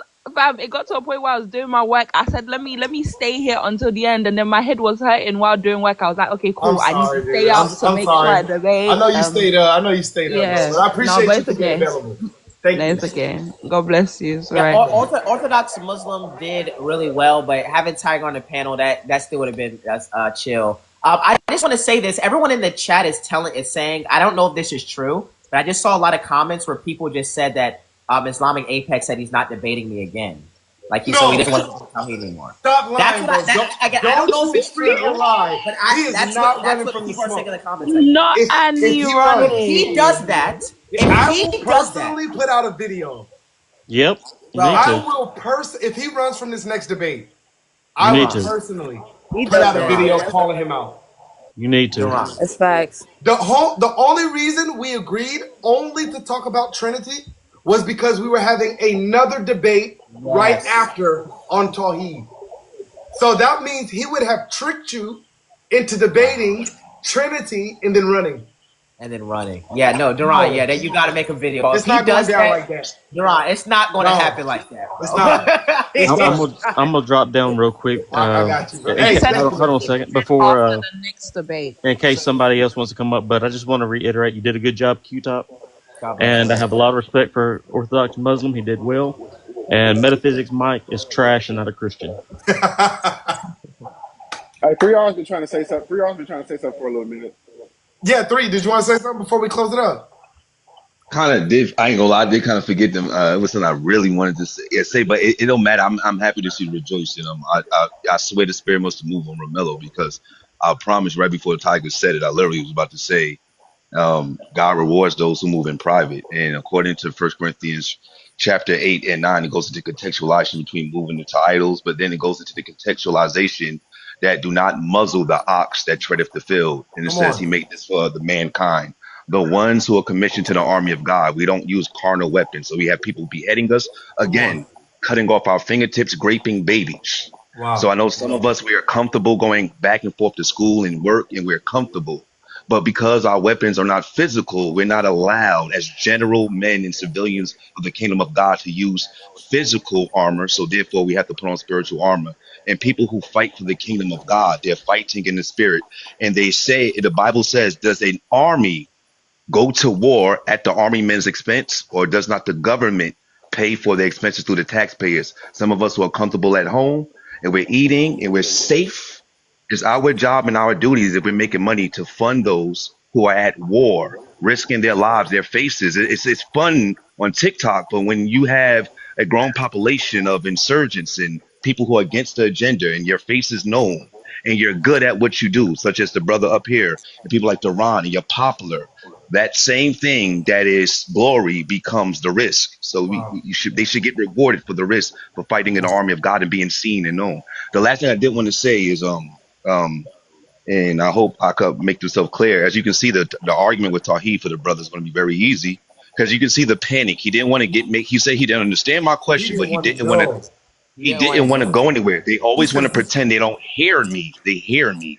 They know they hear me. I argued with them We are, before. but So that's what he was doing during my cross-examine. If you notice, all he kept saying was, "You're gibbering." I literally yeah, had to repeat the same question like 5 times, and then he gave an astounding non-answer. Like all he kept yeah. saying, "You're gibbering. You're gibbering. I don't understand what you mean by this." I asked about existence. I said, "Is existence divisible?" It was, but I don't know what you mean by existence. I said, "Existence is the act of being." Oh, but I don't know. Like he just never actually wanted to answer questions. But during his cross-examination, I try my best to answer very clearly every single thing that he raised.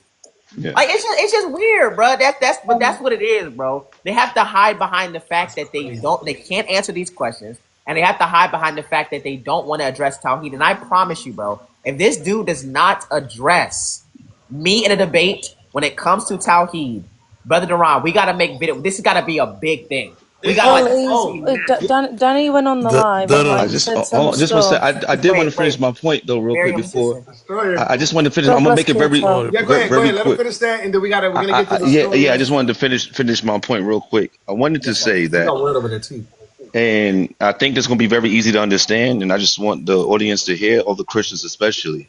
If Allah's attributes are in potential, this is gonna go against Tawheed because they don't identify the word, and he said it. I think the biggest thing between the question I asked and proving how fast and how nervous he got, he literally said the attribute of speech of Allah is not necessary and it's created. He literally said that. He literally said it was called. He said that live. I said you didn't even have to concede that far. You could have just established the reality of the essential properties. He got so nervous, he tried to defend it before he thought the question was, why I'm just reducing the Quran to not necessary. The Quran, he said it, the word of Allah is not necessary. He said it on Duran's live. So everybody heard him. So he tried to run from that. Cool.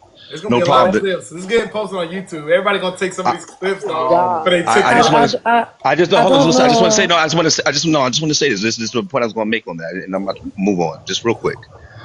If Allah's 99 attributes, and watch how this is crazy. He said speech or the word is not necessary. Watch how crazy this is. If Allah's attributes, all 99 are in potential, the only thing they are is descriptive until they're active. What is an attribute without activity beyond description, which means the only attribute that's active is the word. You can only describe an attribute that's not in use by words. Right. See that? So which means the word is necessary just to obtain the ideas and concepts of his eternal attributes. And the one attribute that is actually usable, he reduced down to nothing and not necessary, which means he's already in absurdity donezo. Anyway, but go ahead, my brother. Y'all be on something. Y'all be on something else. I ain't gonna lie. I can't PR1, that was Darren, I got a question.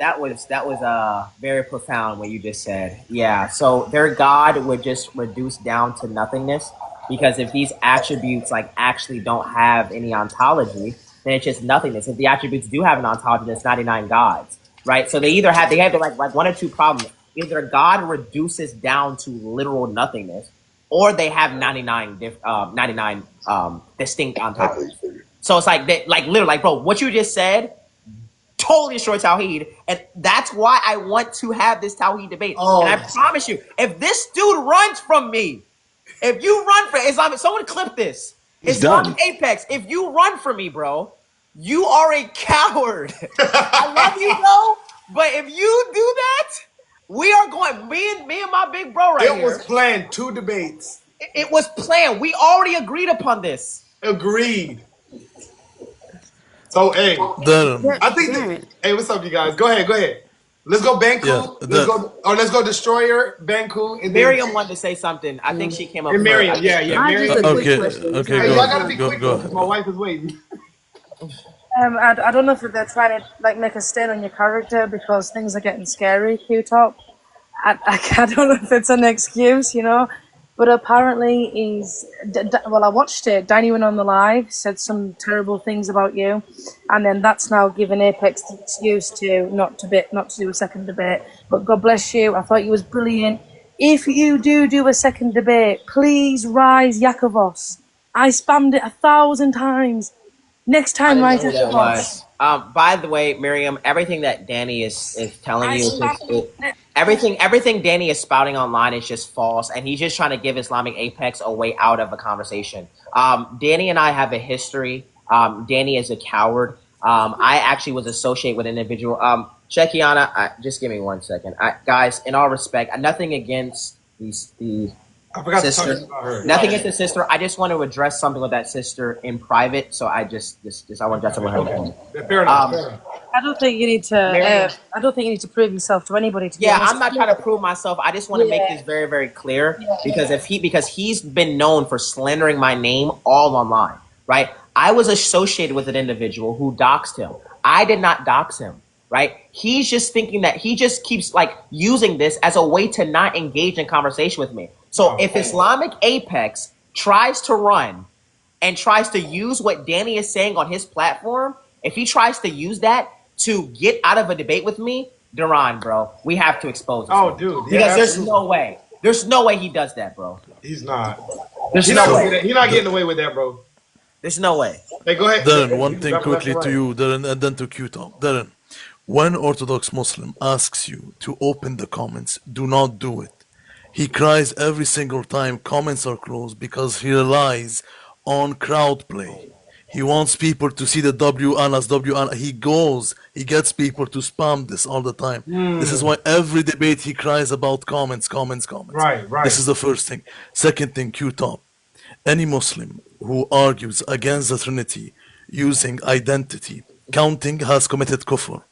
In the Quran, Allah counts the Son and Himself as one. You'll find this in 43:81. It says, if I had a son, you would worship him. Meaning the son would be God. Correct. So the only way for a Muslim to argue, for us to argue against the Trinity, is having to refute the sonship of Jesus. Anything beyond that is kufr. So Anas today has fallen into this belief. He's no longer Muslim. That's it. good. That's tough. Well, hey, That's destroy it, tough. man. That's Anyway, tough. thank That's you. tough. And by the way, I just want to say Yeah. like this one last thing. Danny Dawa, dude, you are very, very, very, very lucky that I even let you ask me a question. Like I'm gonna be honest. Like because I could have just said, dude, I'm not even. I don't associate with you. You're lucky I even let you come up here on my Big Bro stream and ask me a question. Wow. Considering all the things that you've been saying about me, bro. You're lucky I let you do that. That's tough. God bless everybody. King Silver. What's up, Q-Top? Great job, amazing job. I was in the middle of a lot of stuff, so I was watching the debate. I would try to keep on track on everything. I feel like you did an amazing job by cooking that guy. You know, that guy is nobody. He's a child. You know, I've had many discussions with him. Even his own brother said not to come to my live stream. But anyways, besides the point, of course. Oh yeah, I have it actually uploaded on my channel. You guys could go ahead and watch it. But besides the point, I can bet you Q-Top, and hopefully, well, I'm not a prophet, you know, nowhere to be even a prophet. But I can bet you that the guy is not gonna do the second debate, which is the Tawheed. You want to know why? King Silvio, You wanna know the why? guy came up to say it. He's saying that he's not gonna come to the You see, guys? You see, guys? I'm My literally prophecy looking became right fulfilled, now. and I want to tell you guys why. Hold on. I want to tell you guys why. Well, get ready Take to it do a easy. video, bro. We're gonna do a video. I'll tell you together, guys bro. why, Darren, I'll tell you guys why. Take it easy, because I know, trust me, I know them. I've been dealing with them for years. The same thing that Lesbiano did to me. We debated the first topic. We were supposed to debate the Islamic dilemma, which would be the second topic. Guess what he did? He ran away like the coward that he is from the debate. And he's been denying and he's been dodging the second debate for almost a year now. Even though I had a discussion with him and I made him an apostate. You guys could go watch it on my YouTube channel, right? But Q-Top, amazing job. By the way, Q-Top, you better message me about Tawheed. Because when it comes to Hey, no, Tawheed, yeah, Kingston, we yeah, gonna I connect can on mess it on. Tawheed, bro. But Hey, let me just give Kingston, we it. gonna Yeah, connect. we have No, to. we Yeah. gonna connect on Tawheed, bro. I got you, Let me bro. know for Nah, sure. for But let sure. me just. But let I me just just got to a point out follow, to Kingston. one. I got you, brother. Me too. I'm gonna go ahead and follow you. But just to make an argument, they believe that the Quran is considered to be an uncreated words of Allah, right? Which it took upon the book.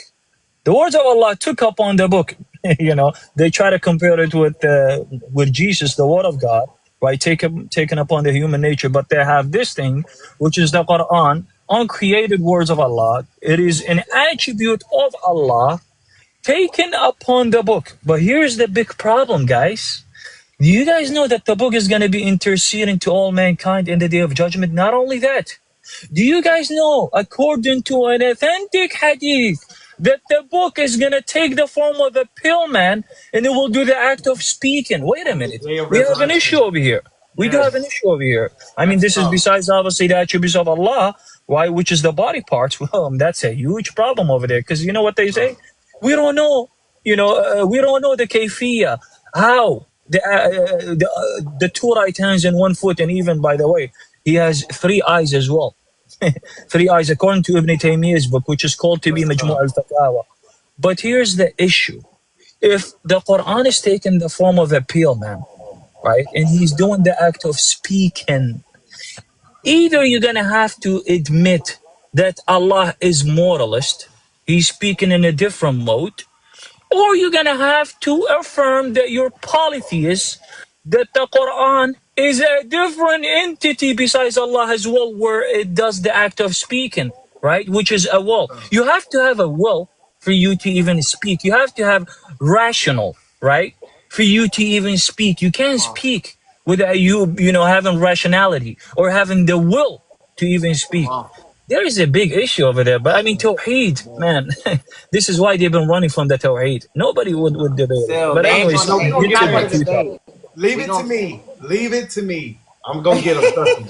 He can't run from this one. Trust me. He ain't running. Ain't no way, boy. What's that? Hey, what's that sound? Ain't no way, boy. Ain't no way. Ain't no way, Boy, ain't no way, boy. Ain't no way, Mike. If you guys I brought up $1 because I want to just say big love to $1 too. $1 be holding us down for real. The Romello, $1, man. Thank you guys. I appreciate it. I just wanted to say a little bit of this thing here. Q-Top, big up to you. Big up to you. You've held your ground. You've done us proud. You are a general in Christ. I am proud of you guys, for you. Ezekiel 3 verse 17 to 19 is at work. We are spreading the message because God is gonna hold us accountable, but we are doing the work. Wow. Big up, guys, and big up Romeo. Romeo, you show up to every live. Yes, he does. Yeah, May that's your the man. pockets That's the never man. dry. That's the man. You right show there. up to Romelo's every definitely live. the man. God bless him. You go to lives that don't even matter. That's the man. You show up. Yeah. But Yeah, I just yeah. wanted to say something that Conscious said. It's about the attitude of that little man. Yeah. He wanted to distract you from focusing by being disrespectful and being rude. Yeah. Now, the next debate is gonna be on somebody's live. Watch out, guys. Be in control and watch out for this other thing that the guy who just left said about the text, the comments, and everything. These are the things we have to be watchful because they want to control the live in their own favor. We don't just comment anyhow, but people of their nature comment to manipulate the live. So I just wanted to say thank you, Q-Top. Thank you for carrying the flag. Come on, Thank man. you for spreading. God bless you, brother. God bless you. Thank you. I am so grateful for you, man. God bless, brother. Q-Top. God bless. I just read a comment.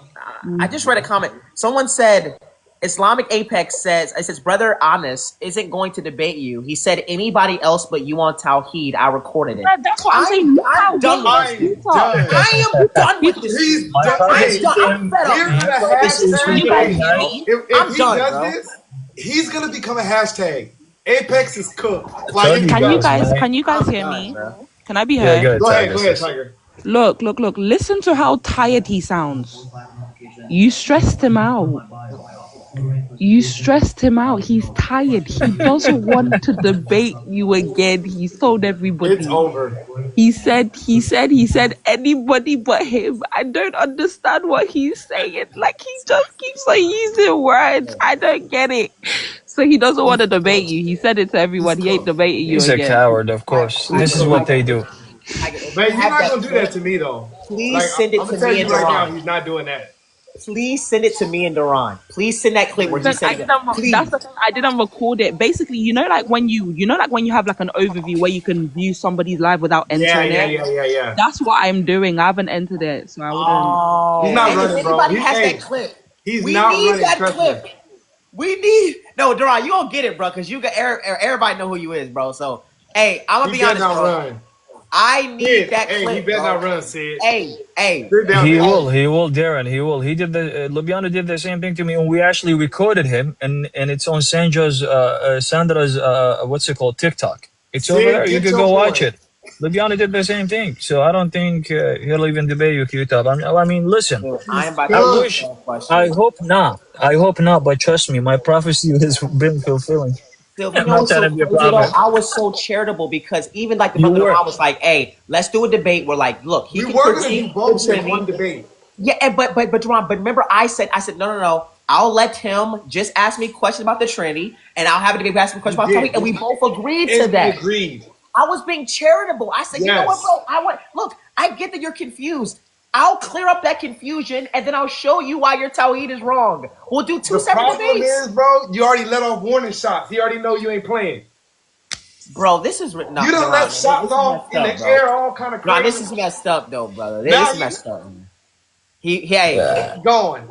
hey, Going. Bunch of He's cowards. going. This is why, Darren, I would never ever respect them at all, brother. I mean, Yeah, I don't we do respect have them. to I don't respect them. use wisdom behind everything. But let me tell you something. These Dawa boys are snake. Yeah. Trust me. Even if they gonna act all nice, in front of the, you know what I mean, like a little bit, like just to kind of convince, just to kind of, so that way you don't be by it. Yeah. Trust me, brother. I promise you, because I grew up with them. I know. Imagine I was born in the Middle East. I know what it looks like. They're snakes. To Duran's point, that brother is so cordial because at the end of the day, Sylph, right? Our biggest thing is we want to give him the gospel, and that's Right, of Duran's, course. I know, bro, Duran be like, and I know he be overly genuine with them, like he be giving them so much leeway, but it's because we want to keep them coming back because at the end of the day, the gospel going forth is what is important. That's why I made sure I preach the gospel. Like in my closing statement, I wanted to say the gospel because that's You what really preach matters, that bro. gospel, bro. Yeah, No, we gotta preach the gospel. 100%. that Especially gospel. for the audience. Yeah, no, Yeah. it's for the audience. It's not even for them, by the way, at the end of the day, because they exactly. already rejected it. So Yeah. now it's gonna All be right, up to y'all. God Hey, to deal I'm with not them. gonna lie. I gotta close But the great live. job, guys. God bless Hey. you guys. So I'm going to be Q-Top, doing. I'm going to be hit me up. talking about the debate and debating atheists. If you guys want to come to my platform, I'm going to be talking about debate and debating atheists. So give me literally 2 minutes. I have to use the bathroom, but I'm going to be talking Hey, you to guys. atheists Chat, and he's debating. opening his live. So God There you bless go. everyone. All right, God Hey, bless appreciate everybody. you guys, That's man. what it's Hey, going. love you guys. Rebello, right, love everybody, y'all. Tiger, King Love you Silk. guys too. Hey, great job, my brother. We're gonna touch base tomorrow. everybody, yes, we'll touch base. We're gonna brother. touch base tomorrow. All right.